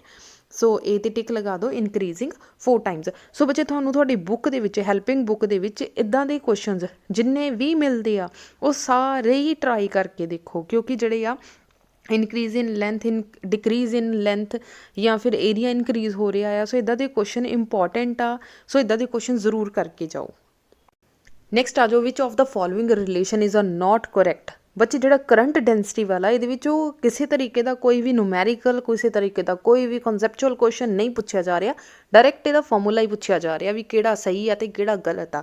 So current density ਦਾ ਬੱਚੇ ਸਾਨੂੰ ਫਾਰਮੂਲਾ ਪਤਾ ਆ ਕਿ ਜਿਹੜਾ ਸਾਨੂੰ ਅਸੀਂ ਡਰਾਈਵ ਕੀਤਾ ਹੈ J is equals to sigma E। ਠੀਕ ਹੈ ਜੀ, ਸੋ ਅਗਰ ਅਸੀਂ E ਨੂੰ ਇੱਧਰ ਹੀ ਪਿਆ ਰਹਿਣ ਦੀਏ ਤਾਂ ਸਿਗਮਾ ਦੇ ਪੈਰਾਂ 'ਚ ਲੈ ਜਾਓ ਤਾਂ ਸਾਡੇ ਕੋਲ ਆ ਗਿਆ J ਡਿਵਾਈਡਡ ਬਾਈ ਸਿਗਮਾ। ਇਹਦਾ ਮਤਲਬ ਆ ਤਾਂ ਹੈਗਾ ਹੀ ਹੈਗਾ ਆ ਵੀ ਇੱਥੋਂ ਡਰਾਈਵ ਹੋ ਰਿਹਾ ਆ। ਠੀਕ ਹੈ ਜੀ, ਸੋ ਇਹਦੇ ਵਿੱਚ ਕੀ ਆ ਕਿਸੇ ਤਰੀਕੇ ਨਾਲ ਵੀ ਨਹੀਂ ਸੋਲਵ ਹੋ ਰਿਹਾ। ਅਗਰ ਬੱਚੇ ਜਿਹੜਾ ਸਿਗਮਾ ਆ that is equals to 1 over rho, 1 over rho ਮਤਲਬ E is equals to E ਦੀ ਜਗ੍ਹਾ 'ਤੇ ਅਸੀਂ ਰੋ ਦੀ ਜਗ੍ਹਾ 'ਤੇ ਕੀ ਲਿਖ ਸਕਦੇ ਹਾਂ 1 ਓਵਰ ਰੋ, J ਦੀ ਜਗ੍ਹਾ 'ਤੇ J ਲਿਖ ਦਿਓ। So E is equals to J rho. ਸੋ ਇਹਦੇ ਅਕੋਰਡਿੰਗਲੀ ਵੀ ਡਰਾਈਵ ਹੋ ਰਿਹਾ, ਸੋ ਡਰਾਈਵ ਨਹੀਂ ਹੋ ਰਿਹਾ। So C option is a wrong answer. So ਮਤਲਬ ਕਿ ਇਹ ਕਰੈਕਟ ਨਹੀਂ ਹੈ, ਮਤਲਬ ਰਾਈਟ ਆਂਸਰ ਹੈ। ਉਹਨਾਂ ਨੇ ਤਾਂ ਕਰੈਕਟ ਪੁੱਛਿਆ ਕਿ ਨਾਟ ਕਰੈਕਟ, ਕਿਹੜਾ ਕਰੈਕਟ ਨਹੀਂ ਆ। So this is not correct. So basic learn ਕਰ ਲਓ, J ਕਿਹਦੇ ਇਕੁਅਲ ਆ ਸਿਗਮਾ E। ਠੀਕ ਹੈ, ਇੱਕ ਹੀ ਫਾਰਮੂਲਾ ਲਰਨ ਕਰ ਲਓ, ਇੱਥੋਂ ਤੁਹਾਡੇ ਸਾਰੇ ਜਿਹੜੇ ਆ ਪਤਾ ਲੱਗ ਜਾਣਗੇ ਕਿਹੜਾ ਸਹੀ ਹੈ ਤੇ ਕਿਹੜਾ ਗਲਤ ਹੈ। ਨੈਕਸਟ ਹੈ SI unit of specific resistance ਜਾਂ ਫਿਰ ਰੈਜ਼ਿਸਟਿਵਿਟੀ। ਸੋ ਇਹ ਬੱਚੇ ਸਪੈਸੀਫਿਕ ਰੈਜ਼ਿਸਟੈਂਸ ਨੂੰ ਰੈਜ਼ਿਸਟਿਵਿਟੀ ਕਹਿ ਦਿੰਦੇ ਆ। So that is ohm metre. So ohm metre ਮਤਲਬ ਕਿ ਤੁਹਾਡਾ C option is the right answer. Next ਆ specific resistance of a wire depend upon. ਬੱਚੇ ਰੋ ਜਿਹੜਾ ਆ ਕਿਤੇ ਕਿਤੇ ਡਿਪੈਂਡ ਕਰਦਾ, ਜਾਂ ਫਿਰ ਨੇਚਰ ਤੇ, ਨੇਚਰ ਆਫ ਮਟੀਰੀਅਲ ਜਾਂ ਫਿਰ ਟੈਂਪਰੇਚਰ ਤੇ। ਸੋ ਪਹਿਲਾ ਲੈਂਥ ਆ ਨਹੀਂ ਕਰਦਾ, ਡਾਇਆਮੀਟਰ ਤੇ ਵੀ ਨਹੀਂ ਕਰਦਾ, ਮਾਸ ਤੇ ਵੀ ਨਹੀਂ ਕਰਦਾ, ਮਟੀਰੀਅਲ ਮਤਲਬ ਨੇਚਰ ਆਫ ਮਟੀਰੀਅਲ ਤੇ ਡਿਪੈਂਡ ਕਰਦਾ ਆ। ਸੋ ਆਪਸ਼ਨ ਨੰਬਰ ਜਿਹੜੀ ਆ ਤੁਹਾਡੀ D is the right answer. Next question ਦੇਖਦੇ ਹਾਂ। ਸੋ ਬੱਚੇ ਇਸ ਵੀਡੀਓ ਦੇ ਵਿੱਚ ਅਸੀਂ ਇੰਪੋਰਟੈਂਟ ਕੁਐਸਚਨ ਹੀ ਡਿਸਕਸ ਕਰ ਰਹੇ ਹਾਂ। ਸੋ ਮੈਂ ਟਰਾਈ ਕਰ ਰਹੀ ਹਾਂ ਕਿ ਬੱਚੇ ਸਾਰੇ ਇੰਪੋਰਟੈਂਟ ਕੁਐਸਚਨ ਜਿਹੜੇ ਆ ਇਹਦੇ ਇਸ ਵੀਡੀਓ ਦੇ ਵਿੱਚ ਕਵਰ ਹੋ ਜਾਣ। ਬਾਈ ਚਾਂਸ ਕੁਛ ਰਹਿ ਵੀ ਜਾਂਦਾ ਆ ਤਾਂ ਉਹਦੇ ਲਈ ਰੀਅਲੀ ਸੌਰੀ। ਤੁਸੀਂ ਹੁਣ ਤੱਕ ਬੱਚੇ ਸਾਰੇ ਆਪਣੀ ਜਿਹੜਾ ਆ ਕਨਸੈਪਟ ਆਈ ਥਿੰਕ ਚੰਗੇ ਤਰੀਕੇ ਨਾਲ ਪੜ੍ਹੇ ਹੋਣਗੇ। ਕੁਇਕ ਰਿਵੀਜ਼ਨ ਕਰ ਰਹੇ ਹਾਂ, ਮਤਲਬ ਕਿ ਜਿਹੜੇ ਮੋਸਟ ਇੰਪੋਰਟੈਂਟ ਕੁਐਸਚਨ ਆ ਉਹਨਾਂ ਦੀ ਹੀ ਰਿਵੀਜ਼ਨ ਕਰ ਰਹੇ ਹਾਂ। ਸੋ ਟਰਾਈ ਕਰੋ ਬੱਚੇ ਆਪਣੀਆਂ ਸਾਰੀਆਂ ਹੈਲਪਿੰਗ ਬੁੱਕ, ਆਪਣੀ ਮੇਨ ਬੁੱਕ ਨੂੰ ਪੜ੍ਹ ਕੇ ਹੀ ਜਾਣਾ। ਠੀਕ ਹੈ, ਨੈਕਸਟ ਆ ਜਾਓ, if the temperature of a conductor increase. ਜਿੱਦਾਂ ਹੀ ਟੈਂਪਰੇਚਰ ਇਨਕਰੀਜ਼ ਕੀਤਾ ਉਹਦੀ ਕੰਡਕਟੀਵਿਟੀ ਨੂੰ ਕੀ ਹੋਏਗਾ। ਬੱਚੇ ਜਿੱਦਾਂ ਹੀ ਕੰਡਕਟੀਵਿਟੀ ਕਹਿ ਲਓ, ਟੈਂਪਰੇਚਰ ਇਨਕਰੀਜ਼ ਕੀਤਾ, ਜਿੱਦਾਂ ਹੀ ਟੈਂਪਰੇਚਰ ਇਨਕਰੀਜ਼ ਕੀਤਾ ਜਿੰਨੇ ਵੀ ਫ੍ਰੀ ਇਲੈਕਟ੍ਰੋਨਸ ਆ ਸਾਰੇ ਫ੍ਰੀ ਹੋ ਗਏ। ਇਹਦਾ ਮਤਲਬ ਉਹਨਾਂ ਸਾਰਿਆਂ ਨੇ ਇੱਕ ਦੂਸਰੇ ਦੇ ਵਿੱਚ ਕੋਲਾਈਡ ਕਰਨਾ ਸ਼ੁਰੂ ਕਰ ਦੇਣਾ, ਵੱਜਣਾ ਸ਼ੁਰੂ ਕਰ ਦਿੱਤਾ। ਜਿੱਦਾਂ ਹੀ ਆਪਸ ਵਿੱਚ ਕੋਲਾਈਡ ਕਰਨਾ ਸ਼ੁਰੂ ਕੀਤਾ, ਇਹਦਾ ਮਤਲਬ ਰੈਜ਼ਿਸਟੈਂਸ ਬਹੁਤ ਜ਼ਿਆਦਾ ਇਨਕਰੀਜ਼ ਹੋ ਜਾਏਗੀ। ਜੇ ਰੈਜ਼ਿਸਟੈਂਸ ਇਨਕਰੀਜ਼ ਹੋਊਗੀ ਤਾਂ ਕੰਡਕਟੀਵਿਟੀ ਕੀ ਹੋ ਜਾਊਗੀ, ਡਿਕਰੀਜ਼ ਹੋ ਜਾਊਗੀ। ਸੋ ਫਸਟ ਨੰਬਰ 'ਤੇ ਕੀ ਇਨਕਰੀਜ਼, ਸੈਕੰਡ ਕੀ ਆ ਡਿਕਰੀਜ਼। ਇਨਕਰੀਜ਼ਿੰਗ ਲੀਨੀਅਰਲੀ, ਡਿਕਰੀਜ਼ ਲੀਨੀਅਰਲੀ, ਕਿਉਂਕਿ ਬਹੁਤ ਤੇਜ਼ੀ ਨਾਲ ਬੱਚੇ ਡਿਕਰੀਜ਼ ਹੋਏਗਾ, ਇਸ ਕਰਕੇ ਆਪਾਂ ਲਿਖ ਸਕਦੇ ਹਾਂ ਡਿਕਰੀਜ਼ ਲੀਨੀਅਰਲੀ। ਕਲੀਅਰ ਹੋ ਗਿਆ। ਸੋ B ਵੀ ਵੈਸੇ ਕਰੈਕਟ ਆ, ਬਟ ਹੁਣ ਸਾਡੇ ਕੋਲ B ਔਰ D ਦੋ ਅਲੱਗ-ਅਲੱਗ ਆਨਸਰ ਆ ਤਾਂ ਅਸੀਂ ਐਕੂਰੇਟ ਆਨਸਰ ਜਿਹੜਾ ਬਿਲਕੁਲ ਕਰੈਕਟ ਆ ਅਸੀਂ ਉਹ ਦੇਖਣਾ ਆ। So with increase in temperature of a conductor is resistivity increases not resistivity, it's resistance increases, hence conductivity ਜਿਹੜਾ ਆ ਉਹਦੀ ਇਨਕਰੀਜ਼ ਕਰ ਜੂਗੀ। ਸੋ ਰੈਜ਼ਿਸਟੈਂਸ ਜਿਹੜਾ ਆ ਰੈਜ਼ਿਸਟਿਵਿਟੀ ਦੇ ਡਾਇਰੈਕਟਲੀ ਪ੍ਰੋਪੋਰਸ਼ਨਲ ਆ, ਸੋ ਰੈਜ਼ਿਸਟਿਵਿਟੀ ਵੀ ਇਨਕਰੀਜ਼ ਕਰ ਜੇਗੀ। ਸੋ ਨੈਕਸਟ ਕੁਐਸਚਨ ਬੱਚੇ ਇੰਪੋਰਟੈਂਟ ਕੁਐਸਚਨ ਹੈ, ਇੱਦਾਂ ਦੇ ਕੁਐਸਚਨ ਜਿਹੜੇ ਪੇਪਰ ਦੇ ਵਿੱਚ ਆ ਰਹੇ ਆ 22nd 23rd ਇੱਦਾਂ ਦੇ ਕੁਐਸਚਨ ਬੱਚੇ ਪੇਪਰ ਦੇ ਅੰਦਰ ਆ ਰਹੇ ਆ। When length of the metal wire is double, ਮੰਨ ਲਓ ਤੁਸੀਂ ਲੈਂਥ ਆਫ ਦ ਵਾਇਰ ਜਿਹੜੀ ਡਬਲ ਕਰ ਦਿੱਤੀ, ਮਤਲਬ ਕਿ ਐਲ ਨੂੰ ਕੀ ਕਰ ਦਿੱਤਾ 2L ਕਰ ਦਿੱਤਾ, ਐਲ ਡੈਸ਼ ਕਿੰਨੀ ਕਰ ਦਿੱਤੀ 2L, and area of cross section is reduce to half ਮਤਲਬ ਕਿ ਘਟਾ ਦਿੱਤਾ, ਦੈਨ ਜਿਹੜਾ ਆ ਰੈਜ਼ਿਸਟੈਂਸ ਕਿੰਨੀ ਹੋਏਗੀ। ਸੋ ਬੱਚੇ ਸੇਮ ਜਿੱਦਾਂ ਦਾ ਅਸੀਂ ਪਹਿਲਾਂ ਕਰਕੇ ਹਟੇ ਹਾਂ, ਸੇਮ ਉਹੀ ਚੀਜ਼ ਆ, 4 ਟਾਈਮਸ ਇਨਕਰੀਜ਼ ਹੋ ਜਾਂਦੀ ਆ।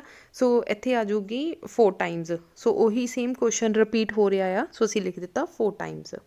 ਸੋ 24th ਬੱਚੇ 25th ਕੁਐਸਚਨ ਇਹ ਰਿਪੀਟ ਹੀ ਹੋ ਰਿਹਾ, ਇਹਦੇ ਵਿੱਚ ਸਪੈਸੀਫਿਕ ਰੈਜ਼ਿਸਟੈਂਸ ਪੁੱਛੀ ਆ ਬੱਚੇ। ਸਪੈਸੀਫਿਕ ਰੈਜ਼ਿਸਟੈਂਸ ਦਾ ਮਤਲਬ ਕੀ ਆ, ਰੈਜ਼ਿਸਟਿਵਿਟੀ ਪੁੱਛੀ ਆ, ਰੈਜ਼ਿਸਟਿਵਿਟੀ ਕਦੇ ਚੇਂਜ ਨਹੀਂ ਹੁੰਦੀ, ਠੀਕ ਹੈ। ਸੋ ਧਿਆਨ ਰੱਖ ਲੈਣਾ ਕਿ ਰੈਜ਼ਿਸਟੈਂਸ ਪੁੱਛੀ ਗਈ ਆ ਕਿ ਰੈਜ਼ਿਸਟਿਵਿਟੀ ਪੁੱਛੀ ਗਈ ਆ।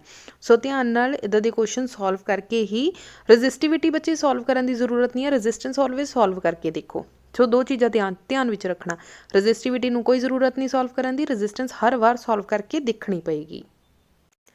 Next, which of the following is use to make a standard resistance coil. So standard resistance coil ਬੱਚੇ ਅਸੀਂ ਸੈਮੀ ਕੰਡਕਟਰਸ ਦੀ ਬਣਾਉਂਦੇ ਹਾਂ। So semiconductor manganin, constantan, eureka wire ਹੋ ਸਕਦੀਆਂ। ਸੋ ਆਪਸ਼ਨ ਦੇ ਅੰਦਰ ਸਾਨੂੰ ਕਨਸਟੈਂਟਨ ਵਾਇਰ ਗਿਵਨ ਆ, ਮਤਲਬ ਕਿ D option is the right answer. Next ਆ ਵਿਦ ਇਨਕਰੀਜ਼ ਇਨ ਟੈਂਪਰੇਚਰ, ਜਿੱਦਾਂ ਹੀ ਟੈਂਪਰੇਚਰ ਇਨਕਰੀਜ਼ ਕੀਤਾ, ਰੈਜ਼ਿਸਟੈਂਸ ਆਫ ਮੈਟਲ ਦੀ ਜਿਹੜੀ ਰੈਜ਼ਿਸਟੈਂਸ ਆ ਉਹਨੂੰ ਕੀ ਹੋਏਗਾ। ਸੋ ਬੱਚੇ ਹੁਣੇ ਸਮਝਾ ਕੇ ਹਟੇ ਸੀ, ਜਿੱਦਾਂ ਹੀ ਇਹਨੂੰ ਟੈਂਪਰੇਚਰ ਦਿੱਤਾ, ਜਿੰਨੇ ਵੀ ਫ੍ਰੀ ਇਲੈਕਟ੍ਰੋਨ ਹੋਣਗੇ ਸਾਰੇ ਹੀ ਫ੍ਰੀ ਹੋ ਜਾਣਗੇ। ਜਿੱਦਾਂ ਹੀ ਫ੍ਰੀ ਹੋਏ ਮਤਲਬ ਕਿ ਕੰਡਕਟਰ ਦੇ ਅੰਦਰ ਇਲੈਕਟ੍ਰੋਨ ਇੰਨੇ ਜ਼ਿਆਦਾ ਹੋ ਗਏ ਕਿ ਉਹ ਆਪਸ ਵਿੱਚ ਹੀ ਕੋਲਾਈਡ ਕਰੀ ਜਾਣਗੇ, ਠੀਕ ਆ, ਟਕਰਾਈ ਜਾ ਰਿਹਾ।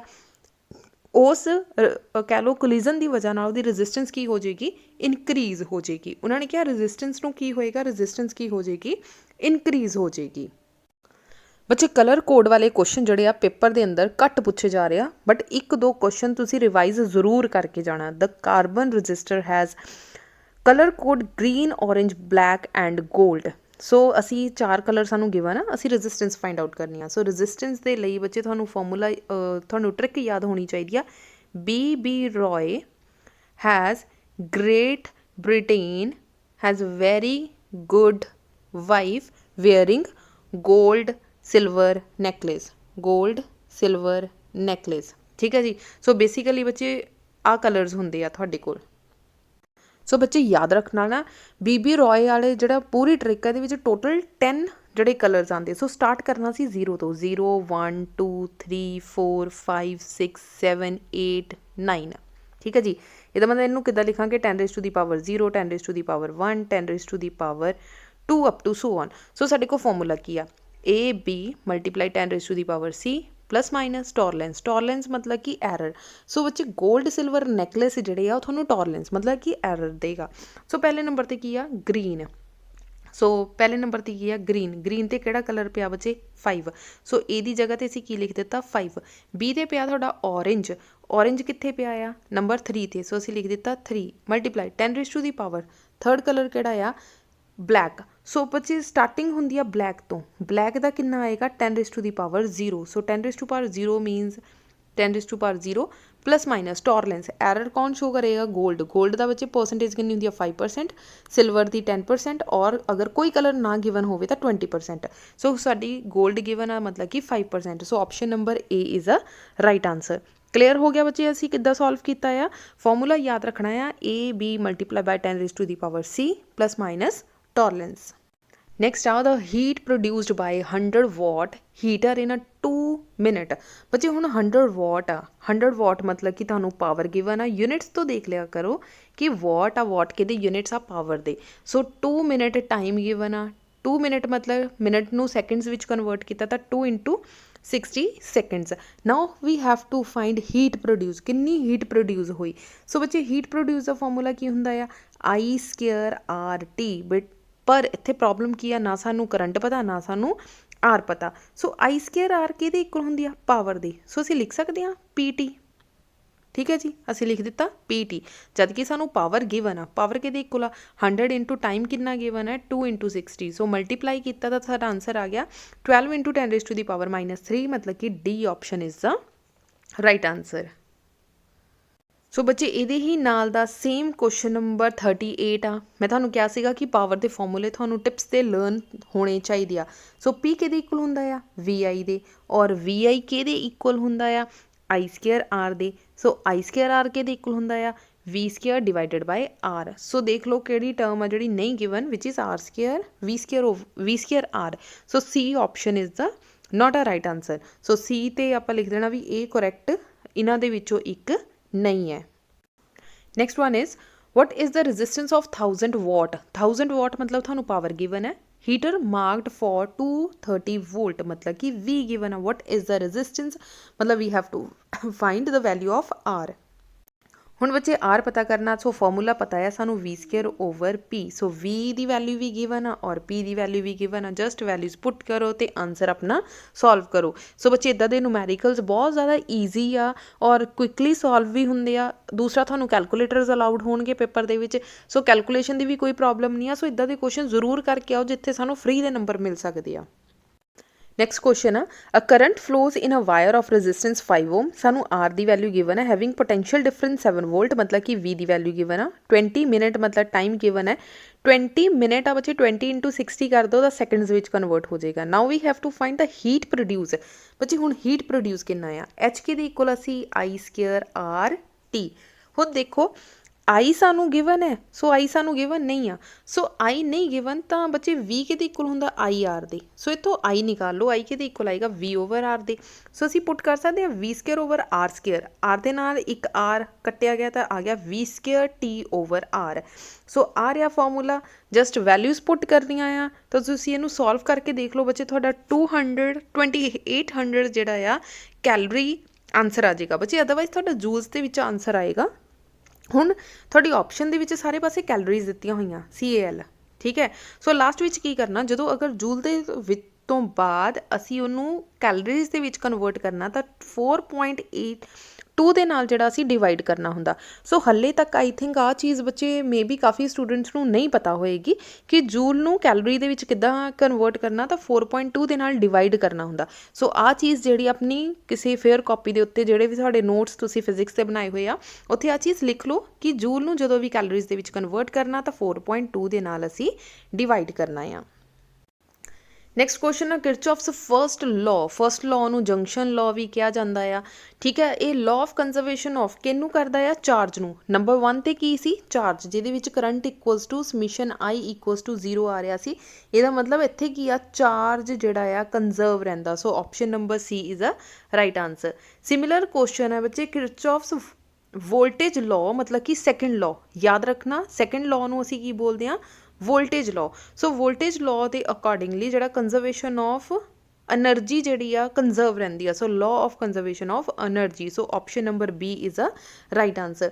ਸੋ ਬੱਚੇ ਆਹ ਵਾਲਾ ਜਿਹੜਾ ਕੁਐਸਚਨ ਆ ਕਾਫੀ ਘੁਮਾ ਫਿਰਾ ਕੇ ਵੀ ਪੁੱਛਿਆ ਜਾ ਸਕਦਾ। ਫਰਸਟ ਲਾਅ ਸੈਕਿੰਡ ਲਾਅ ਜਾਂ Kirchhoff's junction rule, Kirchhoff's loop rule, Kirchhoff's voltage loop. So ਧਿਆਨ ਨਾਲ ਕੇਅਰਫੁਲੀ ਇਹ ਦੋਨੋਂ ਜਿਹੜੇ ਆ ਕਨਸੈਪਟ ਕਲੀਅਰ ਕਰ ਲੈਣਾ।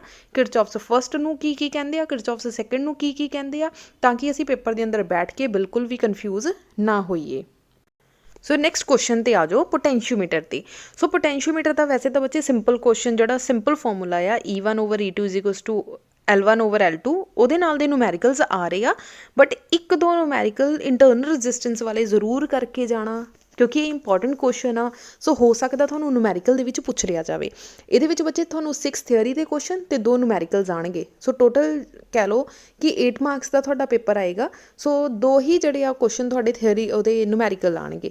ਹੁਣ ਦੇਖੋ if a potentiometer experiment the balancing length with a cell of 560 centimetre. ਹੁਣ ਤੁਹਾਨੂੰ ਲੈਂਥ ਗਿਵਨ ਆ ਮਤਲਬ L1 ਗਿਵਨ ਆ। When external resistance of 100 ohm. External resistance ਬੱਚੇ 2 ਤਰ੍ਹਾਂ ਦੀਆਂ ਰੈਜ਼ਿਸਟੈਂਸ ਹੁੰਦੀਆਂ, ਇੱਕ ਹੁੰਦੀ ਆ ਇੰਟਰਨਲ ਰੈਜ਼ਿਸਟੈਂਸ, ਇੱਕ ਹੁੰਦੀ ਆ ਐਕਸਟਰਨਲ ਰੈਜ਼ਿਸਟੈਂਸ। ਐਕਸਟਰਨਲ ਰੈਜ਼ਿਸਟੈਂਸ ਨੂੰ ਕੈਪੀਟਲ R ਦੇ ਨਾਲ ਲਿਖਿਆ ਜਾਂਦਾ ਤੇ ਇੰਟਰਨਲ ਰੈਜ਼ਿਸਟੈਂਸ ਨੂੰ ਸਮਾਲ r ਦੇ ਨਾਲ ਲਿਖਿਆ ਜਾਂਦਾ, ਠੀਕ ਹੈ ਜੀ। ਆਫ 100 ਓਮ ਮਤਲਬ ਕੈਪੀਟਲ R ਦੀ ਵੈਲਿਊ ਤੁਹਾਨੂੰ ਗਿਵਨ ਆ, ਪੈਰਲਲ ਜੋੜਿਆ ਗਿਆ ਕਿਸੇ ਸੈੱਲ ਦੇ ਨਾਲ ਤੇ balancing length changes to 412 centimetre. ਇਹਦਾ ਮਤਲਬ ਪਹਿਲਾਂ L1 ਕਿੰਨੀ ਸੀ 560, ਹੁਣ ਜਿਹੜਾ ਬੈਲੈਂਸਿੰਗ ਪੁਆਇੰਟ ਚੇਂਜ ਹੋ ਗਿਆ ਤਾਂ ਲੈਂਥ ਕਿੰਨੀ ਹੋ ਗਈ 412, ਠੀਕ ਹੈ ਜੀ। ਫਾਰਮੂਲਾ ਕੀ ਹੁੰਦਾ R is equals to L1 over L2 minus 1 multiply by capital R. So ਬੱਚੇ ਇੰਟਰਨਲ ਰੈਜ਼ਿਸਟੈਂਸ ਮਤਲਬ ਅਸੀਂ ਸਮॉल ਆਰ ਦੀ ਵੈਲਿਊ ਪੁੱਟ ਫਾਈਂਡ ਕਰਨੀ ਆ, ਬਾਕੀ ਸਾਰੀਆਂ ਟਰਮਸ ਤੁਹਾਨੂੰ ਗਿਵਨ ਆ, ਜਸਟ ਵੈਲਿਊਜ਼ ਪੁੱਟ ਕਰੋ, ਸੋਲਵ ਕਰੋ ਤਾਂ ਤੁਹਾਡਾ ਆਨਸਰ ਆ ਜਾਏਗਾ। ਸੋ ਇਦਾਂ ਦੇ ਕੁਐਸਚਨ ਇੱਕ ਦੋ ਜ਼ਰੂਰ ਦੇਖ ਕੇ ਜਾਣਾ। ਸੋ ਪਤਾ ਨਹੀਂ ਹੁੰਦਾ ਇਦਾਂ ਦੇ ਕੁਐਸਚਨ ਵੀ ਪੇਪਰ ਦੇ ਵਿੱਚ ਆ ਜਾਣ, ਸੋ ਇੱਕ ਦੋ ਕੁਐਸਚਨ ਜ਼ਰੂਰ ਦੇਖ ਕੇ ਜਾਣਾ। ਬੱਚੇ ਅਨਦਰ ਇੰਪੋਰਟੈਂਟ ਕੁਐਸਚਨ ਇਜ਼ ਬੱਚੇ ਰੈਜ਼ਿਸਟਿਵਿਟੀ ਔਰ ਜਿਹੜਾ ਆ ਰਿਲੈਕਸੇਸ਼ਨ ਟਾਈਮ ਦੇ ਨਾਲ ਰਿਲੇਟਡ ਕਾਫੀ ਕੁਐਸਚਨਸ ਆ ਰਹੇ ਆ। For example rho is equals to m divided by n e square tau. ਮਤਲਬ ਕਿ ਅਗਰ ਰੈਜ਼ਿਸਟਿਵਿਟੀ ਇਨਕਰੀਜ਼ ਕਰਦੇ ਹਾਂ ਤਾਂ ਰਿਲੈਕਸੇਸ਼ਨ ਟਾਈਮ ਨੂੰ ਕੀ ਫਰਕ ਪਏਗਾ, ਟੈਂਪਰੇਚਰ ਇਨਕਰੀਜ਼ ਕਰਦੇ ਹਾਂ ਤਾਂ ਰਿਲੈਕਸੇਸ਼ਨ ਟਾਈਮ ਨੂੰ ਕੀ ਫਰਕ ਪਏਗਾ। ਸੋ ਆਹ ਵਾਲੇ ਜਿਹੜੀ ਕਹਿ ਲਓ ਇਕੁਏਸ਼ਨ ਆ, ਸਾਡਾ ਫਾਰਮੂਲਾ ਆ, ਇਹਦੇ ਨਾਲ ਦੇ ਰਿਲੇਟਡ ਵੀ ਕੁਐਸਚਨਸ ਕਾਫੀ ਪੇਪਰ ਦੇ ਵਿੱਚ ਆ ਰਹੇ ਆ। ਸੋ ਫਸਟ ਬੱਚੇ ਦੇਖਦੇ ਹਾਂ drift velocity vd varies with intensity of electric field as per relation. So drift velocity ਬੱਚੇ ਸਾਨੂੰ ਪਤਾ ਕਿ ਇਲੈਕਟ੍ਰਿਕ ਫੀਲਡ ਦੇ ਡਾਇਰੈਕਟਲੀ ਪ੍ਰੋਪੋਰਸ਼ਨਲ ਹੁੰਦੀ ਆ। So first option is a right answer. Next second question ਦੇਖੋ, relaxation time in a conductor ਦੇ ਅੰਦਰ ਰਿਲੈਕਸੇਸ਼ਨ ਟਾਈਮ ਕੀ ਹੁੰਦਾ ਆ, ਮੈਟਲਸ ਦੇ ਅੰਦਰ, ਸੈਮੀਕੰਡਕਟਰਸ ਦੇ ਅੰਦਰ ਐਕਸੈਟਰਾ। ਹੁਣ ਧਿਆਨ ਦਿਓ ਬੱਚੇ, ਜਿਹੜਾ ਰਿਲੈਕਸੇਸ਼ਨ ਟਾਈਮ ਆ ਸਾਡਾ ਫਾਰਮੂਲਾ ਕੀ ਆ, rho is equals to m n e square tau. ਜਿੱਦਾਂ ਹੀ ਅਸੀਂ ਟੈਂਪਰੇਚਰ ਇਨਕਰੀਜ਼ ਕਰਾਂਗੇ ਜਿਹੜੀ ਰੈਜ਼ਿਸਟੈਂਸ ਆ ਉਹ ਵੀ ਕੰਡਕਟਰ ਦੀ ਇਨਕਰੀਜ਼ ਹੋ ਜਾਂਦੀ ਆ। ਧਿਆਨ ਨਾਲ ਸਮਝ ਲਓ ਬੱਚੇ, ਕੰਡਕਟਰ ਆ ਇਹ, ਕੰਡਕਟਰ ਦੀ ਰੈਜ਼ਿਸਟੈਂਸ ਵੀ ਕੀ ਹੋ ਜਾਂਦੀ ਆ, ਇਨਕਰੀਜ਼ ਹੋ ਜਾਂਦੀ ਆ। ਜੇ ਕੰਡਕਟਰ ਦੀ ਰੈਜ਼ਿਸਟੈਂਸ ਇਨਕਰੀਜ਼ ਹੋਗੀ ਮਤਲਬ ਕਿ ਰੋ ਵੀ ਕੀ ਹੋ ਜਾਏਗੀ, ਇਨਕਰੀਜ਼, ਤਾਂ ਟਾਓ ਕੀ ਹੋ ਜਾਏਗਾ, ਕਿਉਂਕਿ ਉਹ ਇਨਵਰਸਲੀ ਪ੍ਰੋਪੋਰਸ਼ਨਲ ਆ ਤਾਂ ਉਹ ਡਿਕਰੀਜ਼ ਹੋ ਜਾਏਗਾ। ਸੋ ਆਹ ਤਿੰਨ ਚੀਜ਼ਾਂ ਇਨਕਰੀਜ਼ ਹੋ ਰਹੀਆਂ ਤਾਂ ਰਿਲੈਕਸੇਸ਼ਨ ਟਾਈਮ ਡਿਕਰੀਜ਼ ਹੋ ਰਿਹਾ। ਉਹ ਕਹਿ ਰਹੇ ਰਿਲੈਕਸੇਸ਼ਨ ਟਾਈਮ ਇਨ ਕੰਡਕਟਰ ਕੀ ਹੋਏਗਾ, ਜਿੱਦਾਂ ਹੀ ਅਸੀਂ ਟੈਂਪਰੇਚਰ ਇਨਕਰੀਜ਼ ਕਰਾਂਗੇ ਤਾਂ ਜਿਹੜਾ ਆ ਰਿਲੈਕਸੇਸ਼ਨ ਟਾਈਮ ਆ ਉਹ ਡਿਕਰੀਜ਼ ਕਰੇਗਾ। ਹੁਣ ਦੇਖੋ increase with increase in temperature same ਨਹੀਂ ਹੋਏਗਾ, ਉਲਟਾ ਆ decrease with increase in temperature, decrease ਹੋਏਗਾ ਜਦੋਂ ਟੈਂਪਰੇਚਰ ਨੂੰ ਇਨਕਰੀਜ਼ ਕਰਾਂਗੇ। So option number B is a right answer. So ਬੱਚੇ ਰਿਕੁਐਸਟ ਆ ਆਪਣੀ ਕਾਪੀ ਦੇ ਉੱਪਰ ਰੈਜ਼ਿਸਟਿਵਿਟੀ ਵਾਲੇ, ਰਿਲੈਕਸੇਸ਼ਨ ਟਾਈਮ ਵਾਲੇ ਮੈਟਲ, ਸੈਮੀਕੰਡਕਟਰਸ ਔਰ ਨॉन ਮੈਟਲਸ ਤਿੰਨਾਂ ਦਾ ਜਿਹੜਾ ਲਿਖ ਲਓ। ਜਦੋਂ ਟੈਂਪਰੇਚਰ ਇਨਕਰੀਜ਼ ਕਰਦੇ ਹਾਂ ਤਾਂ ਰੈਜ਼ਿਸਟੈਂਸ ਨੂੰ ਕੀ ਹੁੰਦਾ, ਰੈਜ਼ਿਸਟਿਵਿਟੀ ਨੂੰ ਕੀ ਹੁੰਦਾ। ਸਿਮਿਲਰਲੀ ਕੁਐਸਚਨ ਨੰਬਰ 29 ਆ। ਸੋ ਰੈਜ਼ਿਸਟਿਵਿਟੀ ਔਰ ਰਿਲੈਕਸੇਸ਼ਨ ਟਾਈਮ ਦੇ ਨਾਲ ਦਾ ਹੀ ਆ। ਸੋ ਖੁਦ ਵੀਡੀਓ ਨੂੰ ਪੌਜ਼ ਕਰੋ ਔਰ ਧਿਆਨ ਨਾਲ ਦਿਮਾਗ ਲਗਾ ਕੇ ਸੋਚੋ ਕਿ ਇਹਦਾ ਆਨਸਰ ਕੀ ਹੋਏਗਾ। On increasing the temperature of conductor, ਜਿੱਦਾਂ ਹੀ ਅਸੀਂ ਟੈਂਪਰੇਚਰ ਇਨਕਰੀਜ਼ ਕੀਤਾ ਕੰਡਕਟਰ ਦਾ, ਯਾਦ ਰੱਖਣਾ ਰੈਜ਼ਿਸਟੈਂਸ ਵੀ ਇਨਕਰੀਜ਼ ਕਰ ਜਾਣਾ, ਰੈਜ਼ਿਸਟਿਵਿਟੀ ਵੀ ਇਨਕਰੀਜ਼ ਕਰ ਜਾਣੀ ਤੇ ਟਾਓ ਜਿਹੜਾ ਰਿਲੈਕਸੇਸ਼ਨ ਟਾਈਮ ਆ ਉਹ ਡਿਕਰੀਜ਼ ਕਰ ਜਾਣਾ। ਉਹਨਾਂ ਨੇ ਰਿਲੈਕਸੇਸ਼ਨ ਟਾਈਮ ਪੁੱਛਿਆ ਤਾਂ ਰਿਲੈਕਸੇਸ਼ਨ ਟਾਈਮ ਕੀ ਹੋ ਜਾਏਗਾ, ਡਿਕਰੀਜ਼ ਕਰ ਜਾਏਗਾ। ਕਲੀਅਰ ਹੋ ਗਿਆ ਜੀ। ਸੋ ਅੱਜ ਦੀ ਇਸ ਵੀਡੀਓ ਦੇ ਵਿੱਚ ਬੱਚੇ ਮੈਂ ਆਪਣੇ ਵੱਲੋਂ ਟਰਾਈ ਕੀਤਾ ਕਿ ਸਾਰੇ ਫਾਰਮੂਲੇਜ਼ ਕਵਰ ਹੋ ਜਾਣ, ਸਾਰੇ ਮੋਸਟ ਇੰਪੋਰਟੈਂਟ ਕੁਐਸਚਨਸ ਕਵਰ ਹੋ ਜਾਣ। ਫਿਰ ਵੀ ਬੱਚੇ ਕੋਈ ਇੱਕ ਅੱਧਾ ਕੁਐਸਚਨ ਜਾਂ ਇੰਪੋਰਟੈਂਟ ਚੀਜ਼ ਰਹਿ ਗਈ ਹੋਏਗੀ ਤਾਂ ਬੱਚੇ ਖੁਦ ਟਰਾਈ ਕਰਨਾ, ਖੁਦ ਜਿਹੜੀ ਵੀ ਤੁਹਾਡੀ ਬੁੱਕ ਆ ਉਹ ਸਾਰੀ ਚੀਜ਼ਾਂ ਧਿਆਨ ਨਾਲ ਪੜ੍ਹਨਾ। ਸੋ ਜਾਂਦੇ ਜਾਂਦੇ ਬੱਚੇ ਵੀਡੀਓ ਨੂੰ ਲਾਈਕ ਕਰਦੇ ਜਾਓ, ਸ਼ੇਅਰ ਕਰਦੇ ਜਾਓ ਔਰ ਸਬਸਕ੍ਰਾਈਬ ਕਰਨਾ ਬਿਲਕੁਲ ਨਾ ਭੁੱਲਣਾ। Thank you so much.